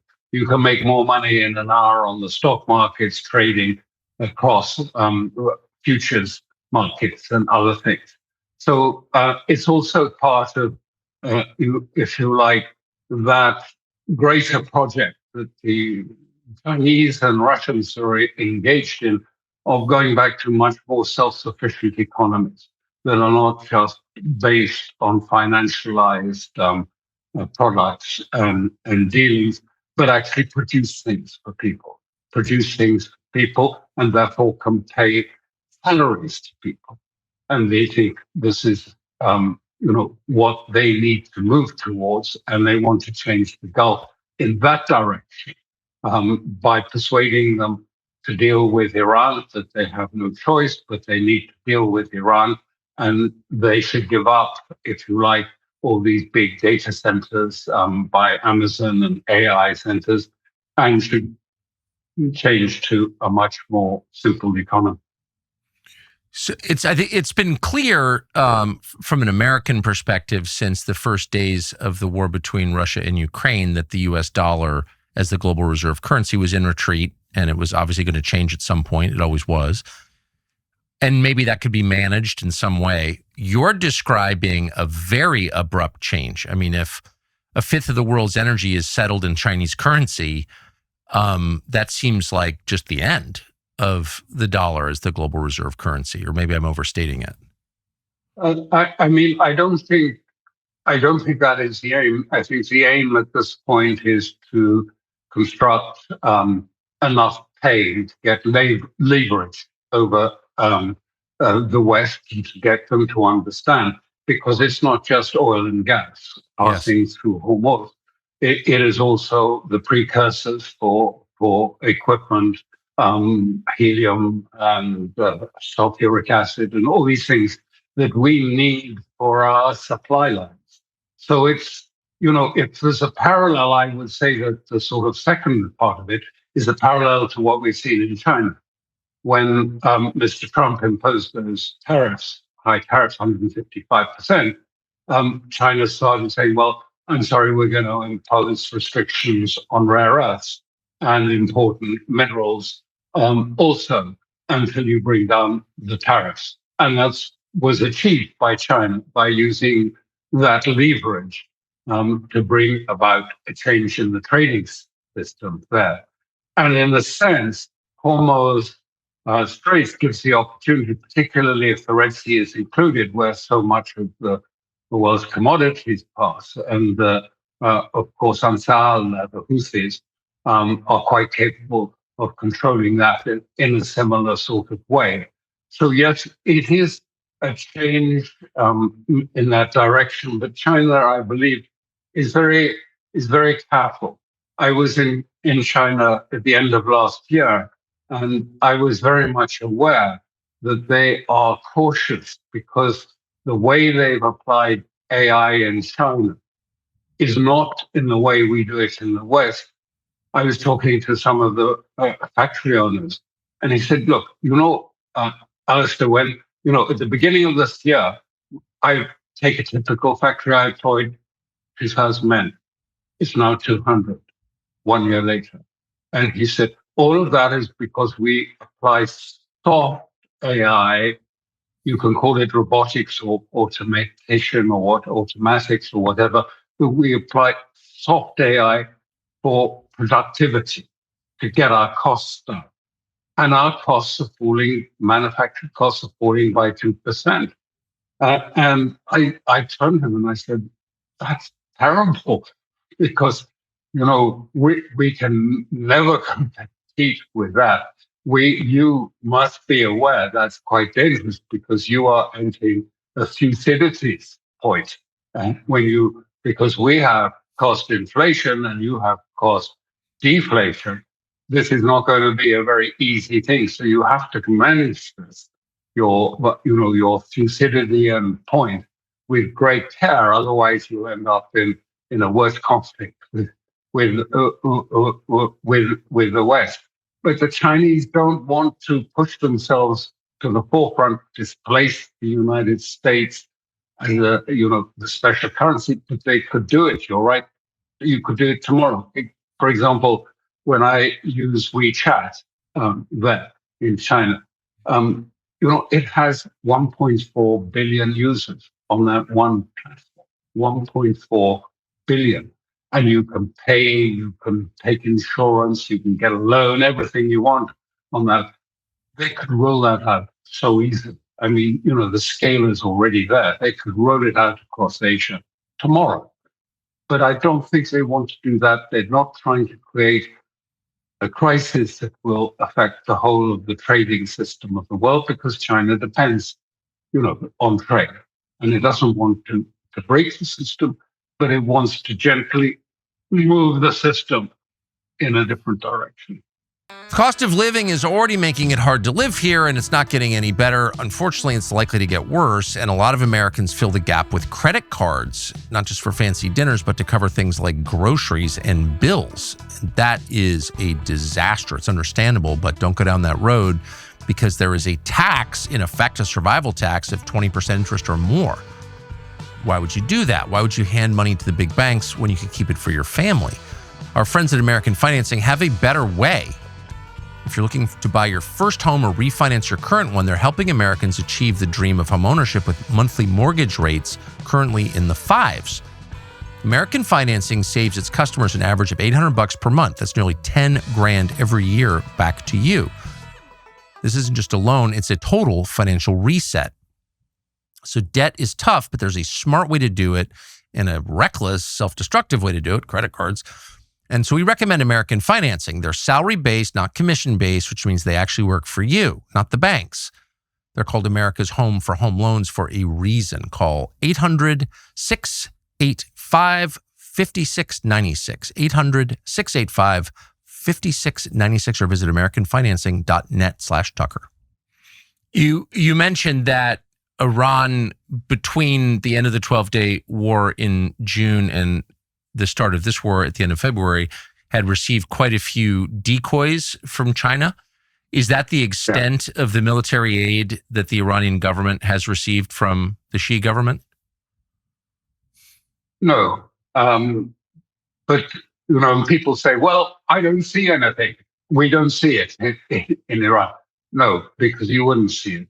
Because what they have provided is that the Iranians used to use GPS, and the West found it quite easy to disrupt GPS signals when they wanted to, or to spoof them into thinking it was a different location from it. The Iranians had gone on to the Russian system first of all, but now at the beginning of this period after the June war, they moved into Beirut, the Chinese digital system, which is linked to their satellite. They have a complete satellite system, as you know, over the Earth, and we've seen some of the pictures from them. They're very good, and they also in the agreement, in the cooperation agreement between Iran and China, agreed that they might have access to the highest grade military quality digital communication system of Beirut. So the satellite system, there are Earth receivers in Iran. The satellite system is linked to that, and the radars are linked through Beirut to a single command post, or to each single, if you like, missile city to provide the targeting and the data. And during the first stages of this, they also put one of their intelligence ships called Ocean One off the coast, the Persian coast, which was able to intercept communications. It was also able to map undersea. In other words, they could map any Israeli or United States submarines that were operating. All of this was linked, and it's linked in a sort of huge digital map that is available, which gives the targets, and it gives the way in which those targets can be attacked, what type of missile can be used. It was used by the Pakistanis in a rather simpler form in their war against India, which the pilot, the Pakistani pilot, didn't have to see its target on the radar because it could see the whole situation, the whole map. We call this in the West the IRS, Intelligence, Reconnaissance, Surveillance. This was the big asset that the United States gave to the Ukrainians, the ability to have an integrated type of targeting and data, all in one, all presented, even down onto a laptop if necessary, but onto a cockpit or into a missile center. So what I'm saying is, and there's no confirmation of this from the Chinese or anyone, they keep quiet about it, but this time the shoe is on the other foot. It's the Iranians that have the IRS, the intelligence reconnaissance surveillance. It's quite clear. I mean, I don't have to prove it because, when a B-1 takes off from Fairford Airport, RAF in England, the Iranians pick it up within a second that it's taken off and they can plot where it's going and what to do about it. So they obviously have much more sophisticated, if you like, targeting and data management than in the past. I think the Russians helped, but in a different way, more with drones. The Iranians helped the Russians initially with their drones, the Shahin drones. I mean, the Russians asked for them for use in Ukraine, and they took them, and then they upgraded them, and now some of that upgrading is coming back to Iran, courtesy, I think, of Russia. How difficult would it be for the United States to defeat militarily the Iranian regime at this point? Oh, as such, I don't think it's possible. Not in that sense. If you mean to destroy their ability to continue a military conflict with Israel and the United States bases in the region, I don't think they can. The Iranians have even buried their construction plants for missiles. They're not on the surface. And these missiles, they come up. If they're not in a mountain coming out on the train, they come up from silos, 200 meters deep, and they just come straight up out of the silo. And then a new rocket, a new missile is automatically, there's a rotating, if you like, drum, and it moves the next missile directly. It doesn't get exposed. It's not out in the open. It's 200 meters underground. And then the airtight door shuts as soon as the missile has left. I think it would be very, very difficult to defeat Iran in that sense, to destroy its military capabilities. And it would be even less possible to take control of Hormuz now from Iran. You have to look at the geography, and the terrain of Hormuz to understand why this would just really be a non-starter. Well, you probably heard a lot about the Prime Minister of Israel, Benjamin Netanyahu, Bibi, on this show and elsewhere. He's the guy who's always at the White House working to suck the United States into some war of conquest on behalf of his country. But what you may not know is that the charges against Netanyahu are real. Corruption charges. They tell you a lot about him. What exactly do you know about this man who's apparently in charge of the United States? Well, we are now streaming The Bibi Files. It's a documentary that pulls back the curtain on Benjamin Netanyahu. This film traces the rise of the longest-serving prime minister in the history of Israel and the corruption cases surrounding him. Hear from former staff and Israeli insiders describing what Benjamin Netanyahu is really like, and see leaked interrogation footage from his corruption investigations. Video that you were not meant to see and that they definitely don't want you to see. The Bibi Files, it offers a rare look inside Israel's power structure and the man whose decisions have once again drawn our country into another war, a big war. You can stream it now only at tuckercarlson.com. So if Iranian oil sales, as you described them, are potentially going to bring $1 trillion US to the Iranian government over the next year, that would, I think, from an American perspective, increase the incentive to blow up Karg, where I think the overwhelming majority of Iranian energy is loaded onto ships. And you're hearing people talk about that. Well, let's just eliminate Karg Island. Is that, would that work?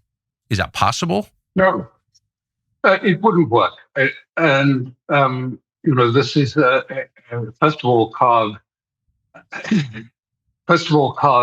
as you know, lies at the far end of Hormuz. On the other shore, there are cliffs, and then behind that, it's barren, very, very barren, with no vegetation. The hills and mountains, small range mountains, goes right down to the strait. And so, first of all, is how would you get troops to Karg? I mean, you can't sail them up the Hormuz. In fact,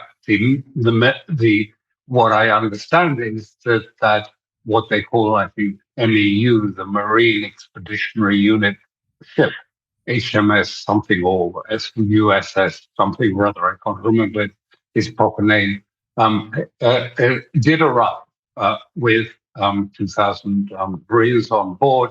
And Iran fired a couple of missiles across its bows, and it is now removed to about 1,000 kilometers off the Persian coast because it doesn't want to risk moving any closer, which is what happened to the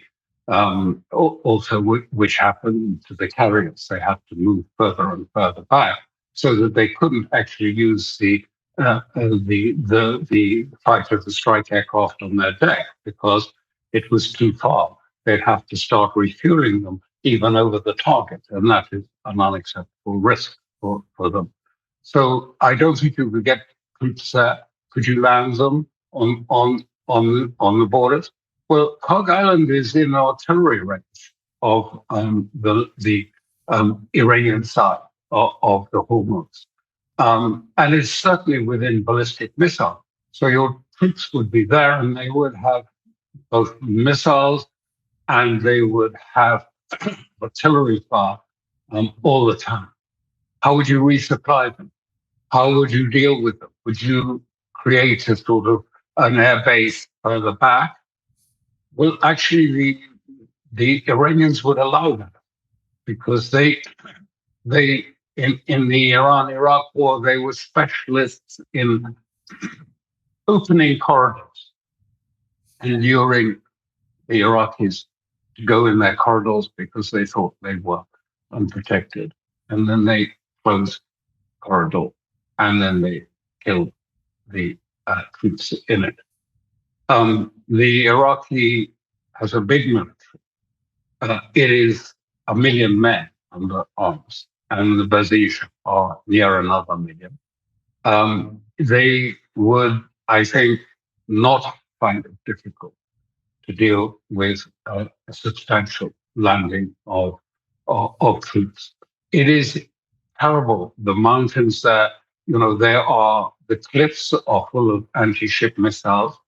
And the mountains also are full of sort of caves and tunnels where artillery is in position. Digging artillery out of mountains is a terrible, expensive job. And in any case, you can't get into that. Wouldn't give you, if you had Karg Island, you wouldn't have control of Hormuz because the Iranians have, as I say, anti-ship missiles, but they also have, which we haven't seen used so far, submersible drones. These are small drones that are in tunnels under the water.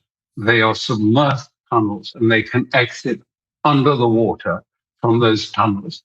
They have lithium batteries which can last about 4 days. They have the capacity to loiter and then use artificial intelligence to select the target and to attack the target. Then they have surface drones, about 600 fast ship surface drones. Most of those are concealed also. And they have finally, which is not acknowledged much, but they have about 25 to 30 mini submarines. And the draft in the Hormuz is relatively shallow. But these submarines are mini submarines, very small, and they can fly up and down Hormuz, and they can fire anti-ship missiles from a submerged state under the waters, or attack it with other forms of drones. by these small submarines. So they would be very vulnerable trying to get in there, and certainly even more vulnerable. We've seen what happened over the weekend, where the US lost many aircraft, partly because of an attempt to rescue two crew from the F-15, but also the subsequent operation, which was probably an operation to try and take the enriched uranium from Isfahan nuclear facility that went wrong, and there was an ambush, and many planes and helicopters were destroyed in that process, and it failed. I think that was what Trump was very much counting on.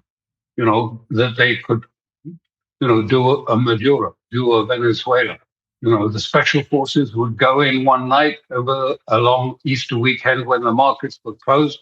They would go to where Grossi, the head of the IEA, say, there's half of the enriched uranium sitting in a tunnel in Isfahan, and take it and then come back. And before the market opens, we've won.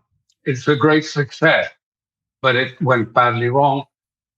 My guess is, that's over. You can't repeat that exercise.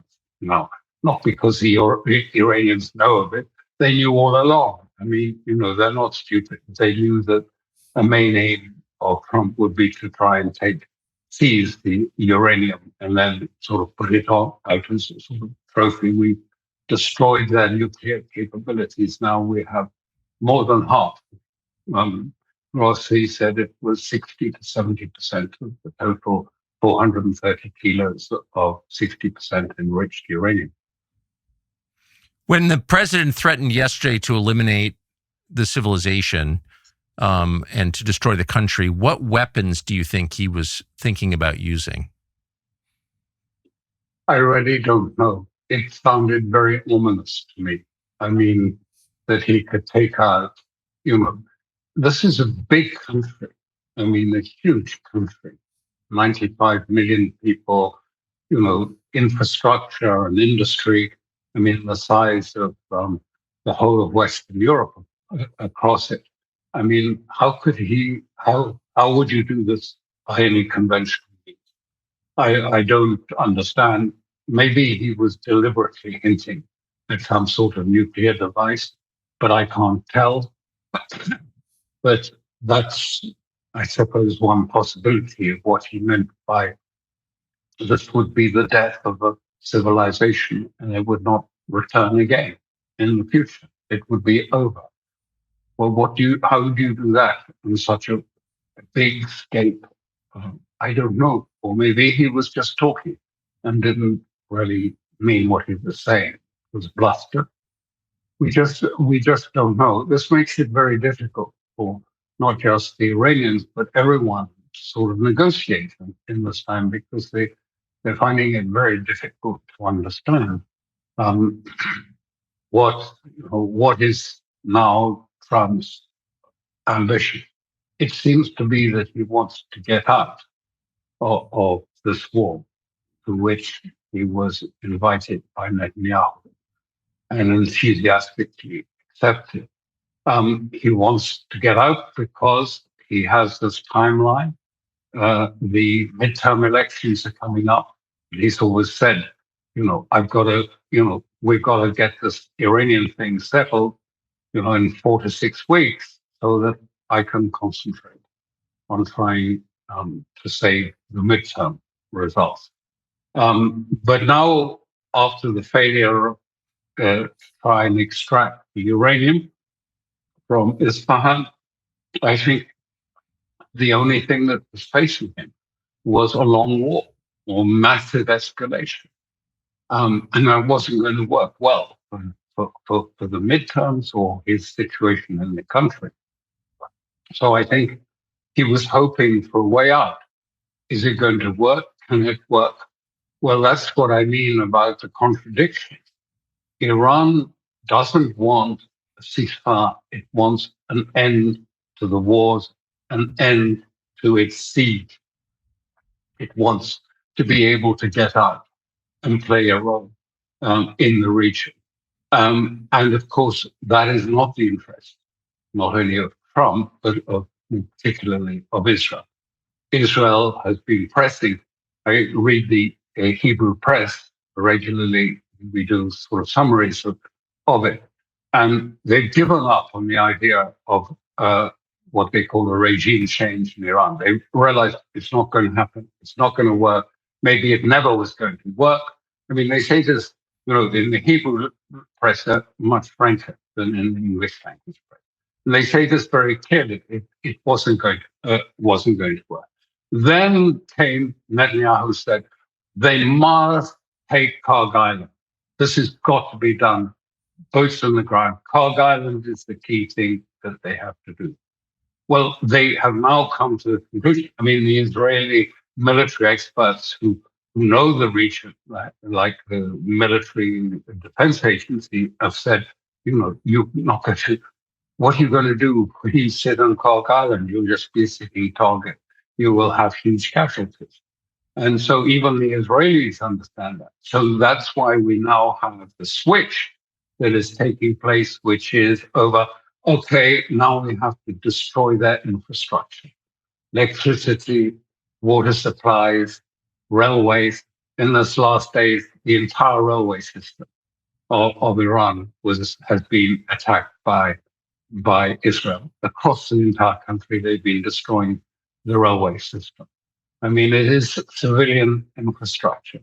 It is a criminal thing to do this to the civilian population.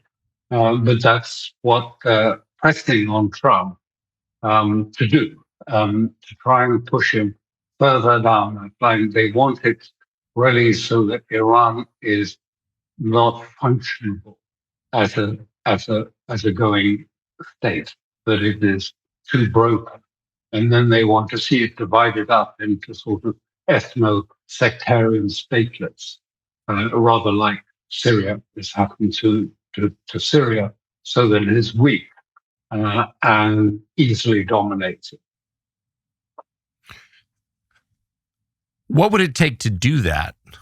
Is that even, leaving aside whether or not it's evil, and of course it is evil, but if that were your goal, do you have a realistic chance of achieving it?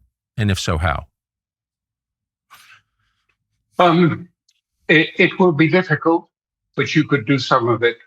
The Iranian electrical system is notably decentralized. This is all part of their rethinking of asymmetrical warfare from the 2003 period. So there are about, I think it's 150, 160 different, electrical plants that are all interconnected. And so they have a huge number of small plants that are decentralized across Iran rather than, a few big power plants. And Bushehr is probably the biggest one that they have, but that's a joint project with Russia. But Iran has attacked that twice. And I think this was a message. And you asked me what was happening. But first of all, Israel attacked Natanz, which is another nuclear site facility. Natanz is still, damaged from when Trump bombed it. But then they landed a missile quite near to Bushehr, which is a functioning nuclear power plant, jointly run by the Russians. And it's under full IEA supervision because the Russians want it like that. And then they landed a missile quite close to Bushehr. And then now they've landed in the recent days a missile that has damaged it, not heavily, but hitting. And of course, the IEA were very concerned about this, and the Russians have now withdrawn all their staff from it. But in my view, this was a message not to Iran, but to the United States. And the message was to say, well, if you don't do it, we have the capability to eliminate these nuclear, to go down the road of, attacking the nuclear issue. In other words, to use tactical nuclear weapons. So I think this was a pressure point that was put on to the White House to say, look, either you do what we say and destroy their capabilities, their infrastructure, or maybe Israel will be forced to move to a different level of attack. I don't know. To a nuclear level. That would not be the first time the Israelis have threatened that. They threatened that in 1973. So it's been over 50 years of the same threat. Do you believe that that's a real threat? Do you think Israel would use nuclear weapons in Iran? At the last resort, possibly, but not before. No, I don't think so. I think it would be very much a last resort. But, Israel is becoming less. I've been writing for some years to say that, it's no longer possible to see and understand a large segment of the Israeli population through secular rationalist lenses, which we tend to do. We have to look at it through eschatological ideas and see what they are looking to. And there you see, you take a minister like Smotrich. I remember 6-7 years ago, him saying, this is the plan. We're going to get rid of all of the Palestinians, all of the Arabs out of the territories, but we require one thing. This was 7 years ago, 6-7 years ago, and he said, we're missing one thing. We need a big crisis or a major war to finish off this project. In other words, there is a large segment that are not frightened of Armageddon, but actually are looking forward because this is the path to redemption in this view. So there's no point saying to them, as we in Europe do said, well, it doesn't make any sense to provoke a big war. It makes absolute sense if you're an eschatological, a messianic believer to do these things. So, we have to try and understand it in these terms too, I think. And there is the danger, the sort of eschatological, the messianic theme that is present, has been predicted that it would be present, and has gripped probably more than half of Israelis, the sense of Amalek, that they are fighting the war of Amalek. And this is going to lead to eventually to Armageddon and redemption.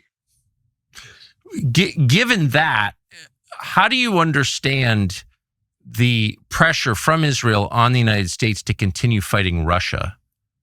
It's very clear now, it's always been clear, but it's rarely spoken in public in the U.S. that Israel and its advocates in the U.S. have been the prime drivers of the Ukraine war, pushing the United States to fund Ukraine in a fight against Russia and Putin. Why? What is the thinking there? What's the strategy behind that, do you think? I think it's the same people, and it's the same supremacist thinking. The idea of control, and there is, I think, in the case of Russia, great ancient resentments. Dating back, first of all, to the failed attempt of the Bolsheviks to institute a society that ended all reliance on family, community, religious, to create people as just units in a society, in a sort of technocratic society. That failed, and then Stalin was instrumental in, as they believe it, in killing many of those people who largely were originally, many of them came from the US and were Trotskyists.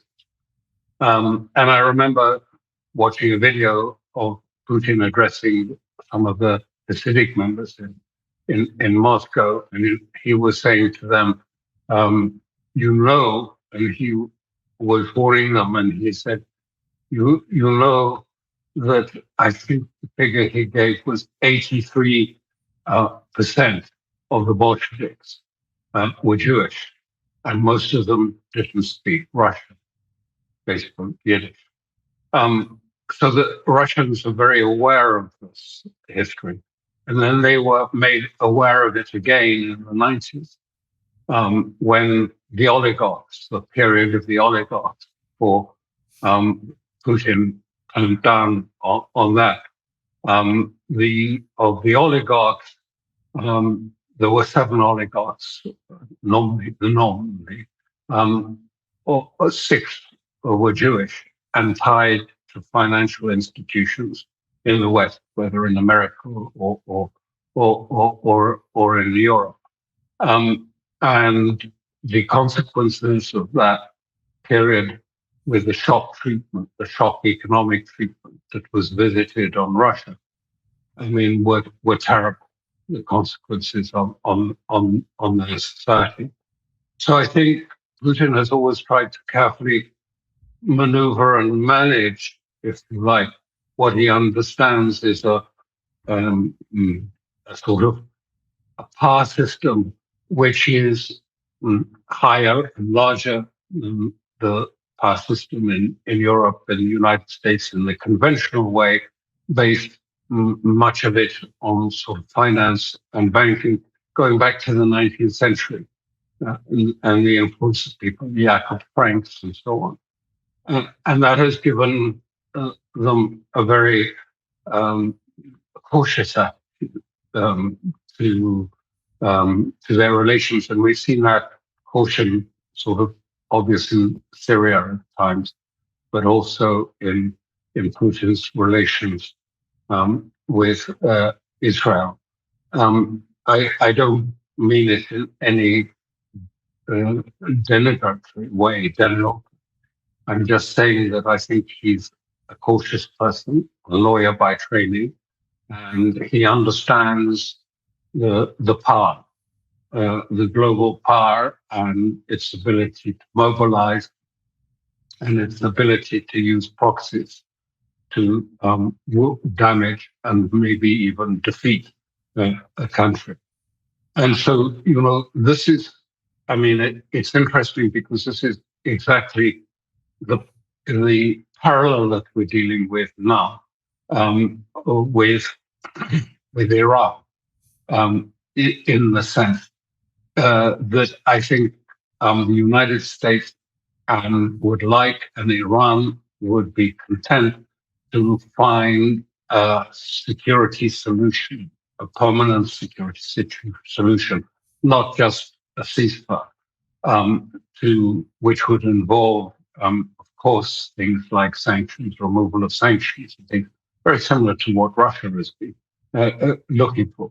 But just as in the Ukrainian situation, the European determination to continue the war on Russia using the Ukrainian proxies has really stopped the ability to find a political solution, a political architecture. Because what Russia wants is quite clear. I think Russia wants to set the boundaries, very clear, what are the boundaries of the sphere of interest of NATO, and what are Russia and China and Asia's sphere of interest? Where does the boundary between those lie, and what does that mean? That's what I think he means when he talks about security architecture.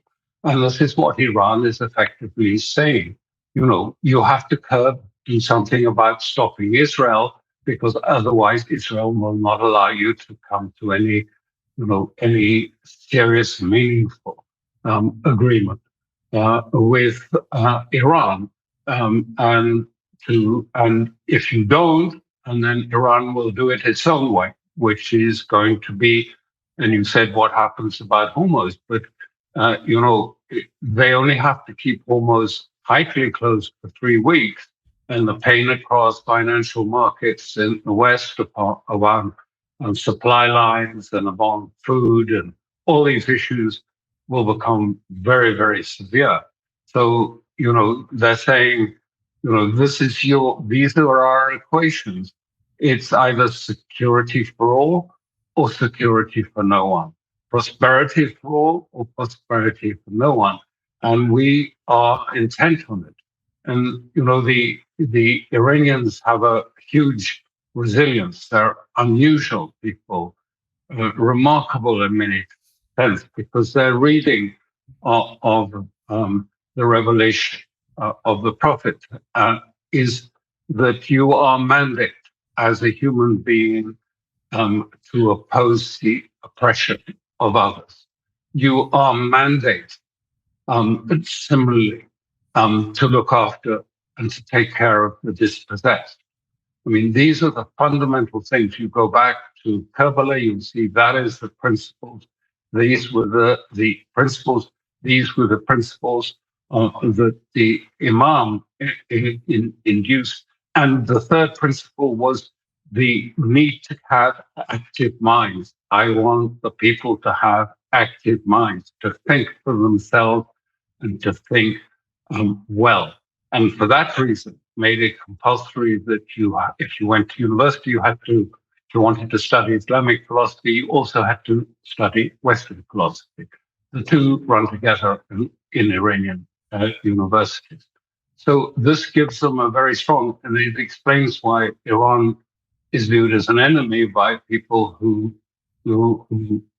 are oppressing others, people with who enforcing special rights on some people and not on others in the region, and that is where it is. And I think that eventually we're going to get to the point, because the tensions in Israel are huge now, enormous tensions that are there. The chief of staff went to the cabinet the other day and said, listen, the IDF, the military force, is collapsing. We're totally overextended. It is collapsing. And, there's nothing we can do about it unless you want to produce another 400,000 troops. We can't do it. We're overextended. We need to get out of Lebanon. We are failing. We have failed with Gaza. We have failed in Lebanon. We thought we defeated Hezbollah, and now it is inflicting huge costs on us, huge damage on us. You have failed. They are saying that to Netanyahu. It's in the Hebrew press more than it's in the English language press, but it's a real crisis. And why it's such a big crisis is, in Israel, the army has always been the spinal cord of the state. Left, right, religious, secular, all did their service in the army. It was the thing that kept it together. And the chief of staff is saying it's broken. It's completely bust. And the political leadership says, no, you're just being defeated. We are on our way to a great victory, and we're going to establish Greater Israel across the Middle East. And within Israel, people are saying, you're wrong. It's not going to do that. Actually, you're going from one defeat to another to a bigger defeat. And that we have to take stock and think again of where we go.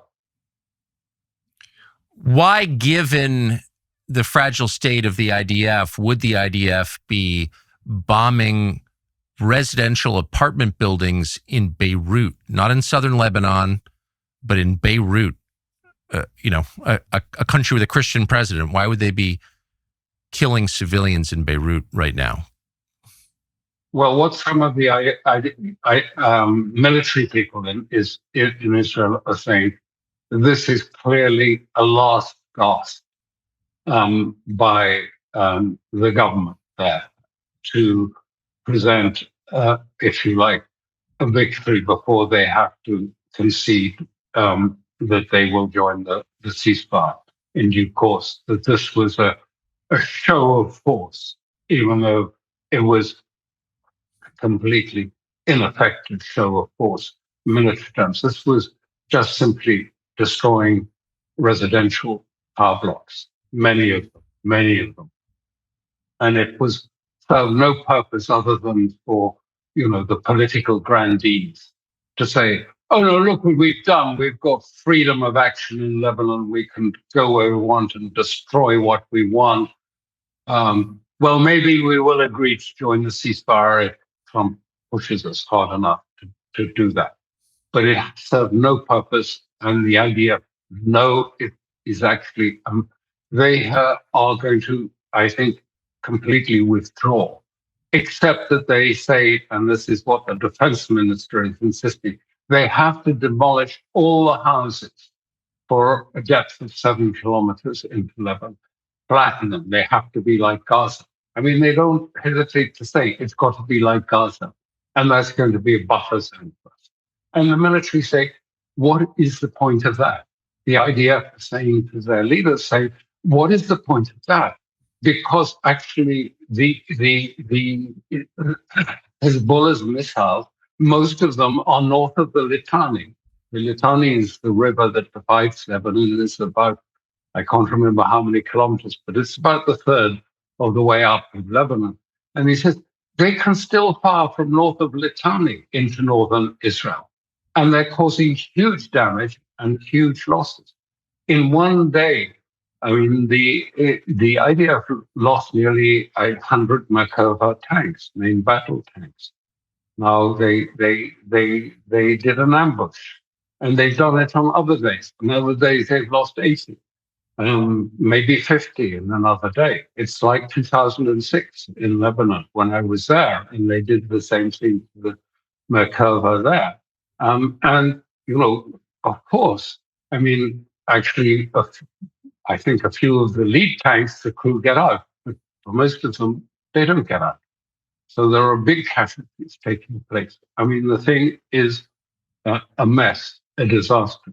And this is why I think that ultimately the demand for a sort of a real ceasefire is mostly going to come not from Trump and those associates around him that are close to Israel, but may come from Israel itself, because they've experienced huge damage.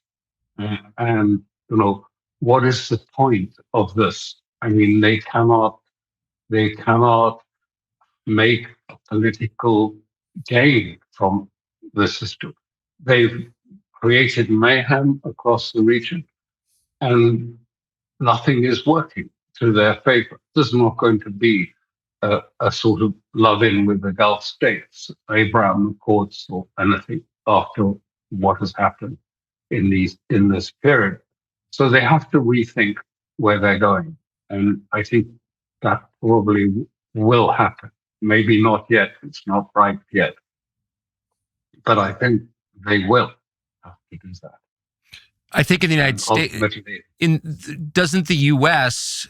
have to think about how to disengage from Israel, given that the cost of the relationship is very obvious to the American public now? We would not be in a war with Russia were it not for pressure from Israel and its advocates. We would not be in a war with Iran were it not for our relationship with Israel. So can the United States disentangle from Israel without getting hurt in the process, do you think? Well, there are those in Israel who advocate it. I know that's surprising. But on the right wing, there are those who say it, and even Netanyahu says it's time for us to disengage and be less reliant on the United States. I think he reads the writing on the wall. Frankly, he sees the writing on the wall, so let's anticipate it. But how they're going to do that, I mean, is a different question. As I was saying earlier, the whole, it's not just the geopolitics of the region is shifting because of Hormuz and the way the war is, but I'm saying that, the mainstay of Israel has been the technical industries of the Gulf and the Gulf states and the money of the Gulf states, which has supported it. And I think that is probably going to change and change quite dramatically. I'm not sure. It depends to the degree with which the Gulf states can also read the writing on the wall and realize some of them, I think, have begun to do that. They're thinking about how to deal with Iran. That they need to come to terms and to come to an arrangement so they can export their energy and whatever else they want.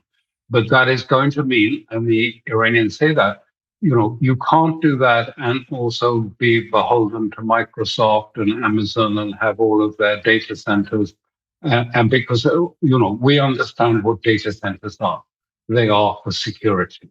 They are for surveillance, for monitoring every telephone call and every structure that takes moves in the Middle East, so that you can assassinate them if you want them. We are not going to accept this type of technology in the region. And that's why they've attacked them. And I think they've attacked that big Amazon center in the UAE. I think costs 30 billion to set up. It's the biggest. You won't find it on Google Maps because it's hidden, but it's a huge AI data center there.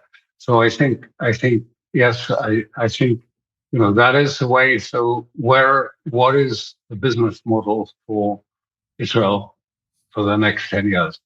That is going to be a question. Where does this war leave the Gulf states, the GCC? It leaves them badly damaged.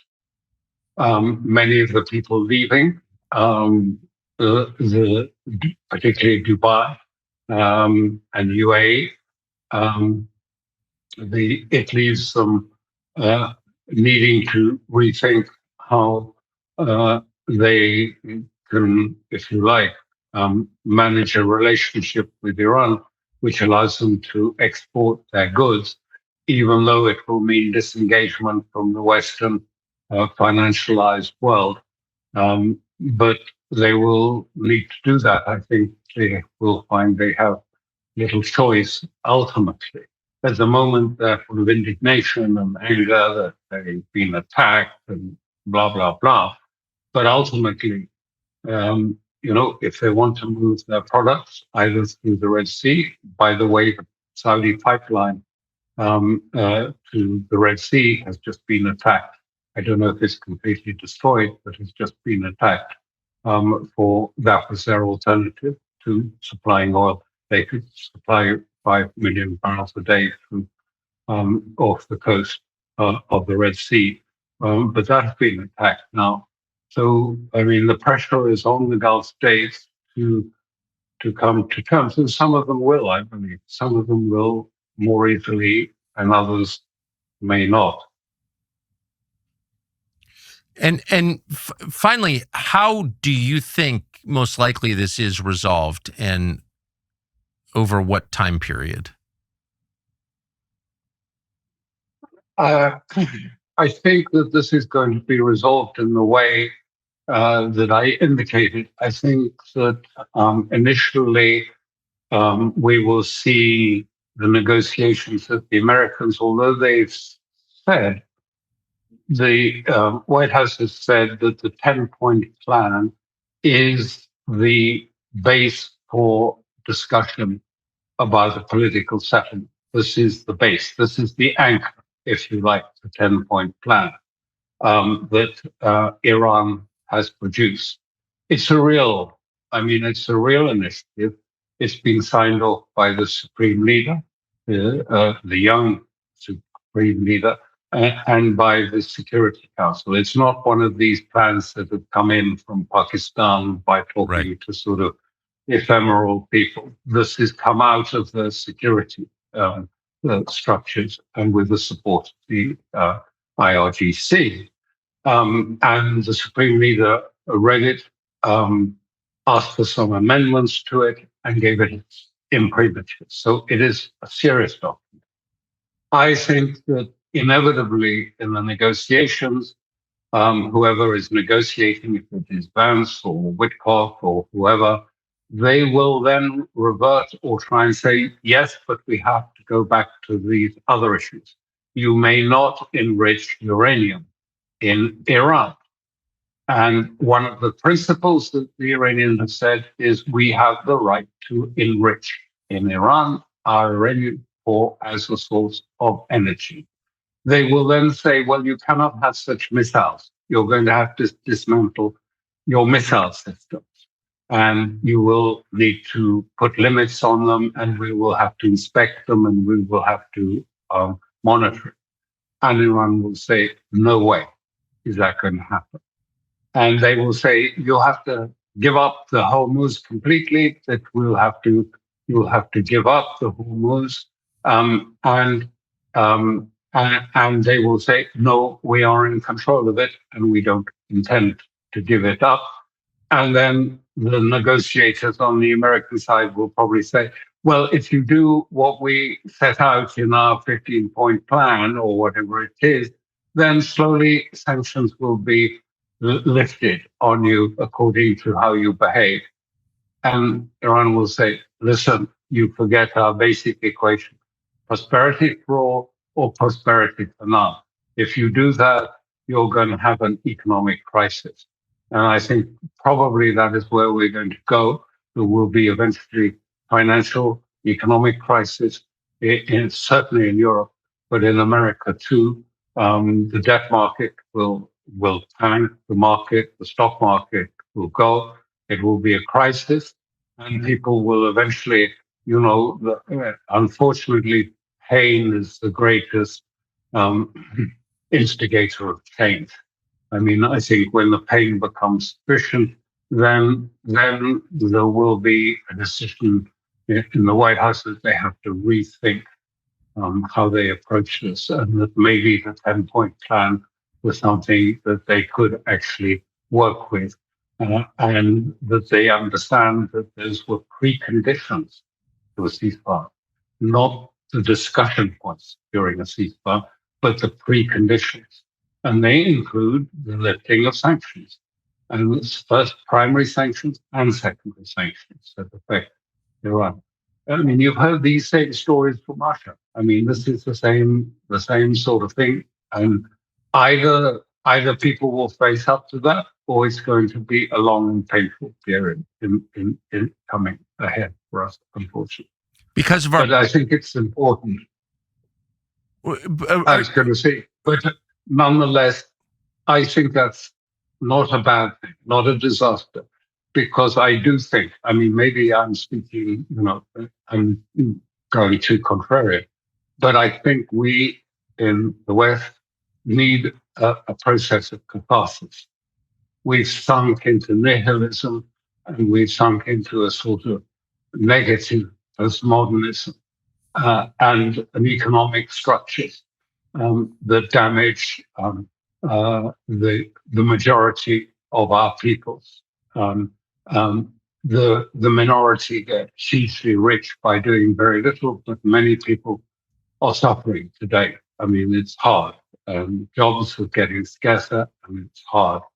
And I think that we do need sort of what I call creative destruction a little bit to help us rethink, for a start, what sort of economic structure do we need to address the problems we have? Because the economic structure we've had in this period has brought about this bipolar world. There is, the world of the billionaires and the world of the rest, which is getting progressively intolerable. And, our people, our only people, wherever it is in Europe and others, they think, well, protest doesn't work because we protest, nothing happens. Voting doesn't work. We can vote for Tweedledee or Tweedledum. It doesn't change the economic system and bring about a change. And that's what we want to see. And I think the whole of this period, partly stimulated by what the Iranians are doing, and even by their sort of thoughts about it, is going to provoke people to think more deeply in Europe about, how do we actually not just produce a cosmetic market relations type of change, but how do we actually find a solution that would provide a decent living for our people? I think that's the most hopeful thing I've heard in a long time, and I'm grateful for your analysis. Alastair Crooke, thank you very much. My pleasure. Thank you. So if you've made it to the end of this episode, one recommendation, go back, rewind the last 3 minutes of what Alastair Crooke just said about what this crisis could lead to, that the shoots of renewal are poking up from the soil. They are there. If you look carefully, you can see them. What we're doing is not working and hasn't worked for a long time. It's not even worth apportioning blame for that. It's enough to just observe it, acknowledge it, and know that it's true because it is true. The majority of the American population is not being served by the current system. And yet, some sort of horrible revolution is the last thing we want. It is possible, and if we're wise, we could make it true that what we're going through now leads to something better, a better future for our country, the United States, and for the West, and maybe for the world. This doesn't have to end in total destruction. It could end in renewal. And no one has ever put it better than Alastair Crooke just did. So watch it again if you have the time. Thanks so much for joining us. We'll see you next Wednesday.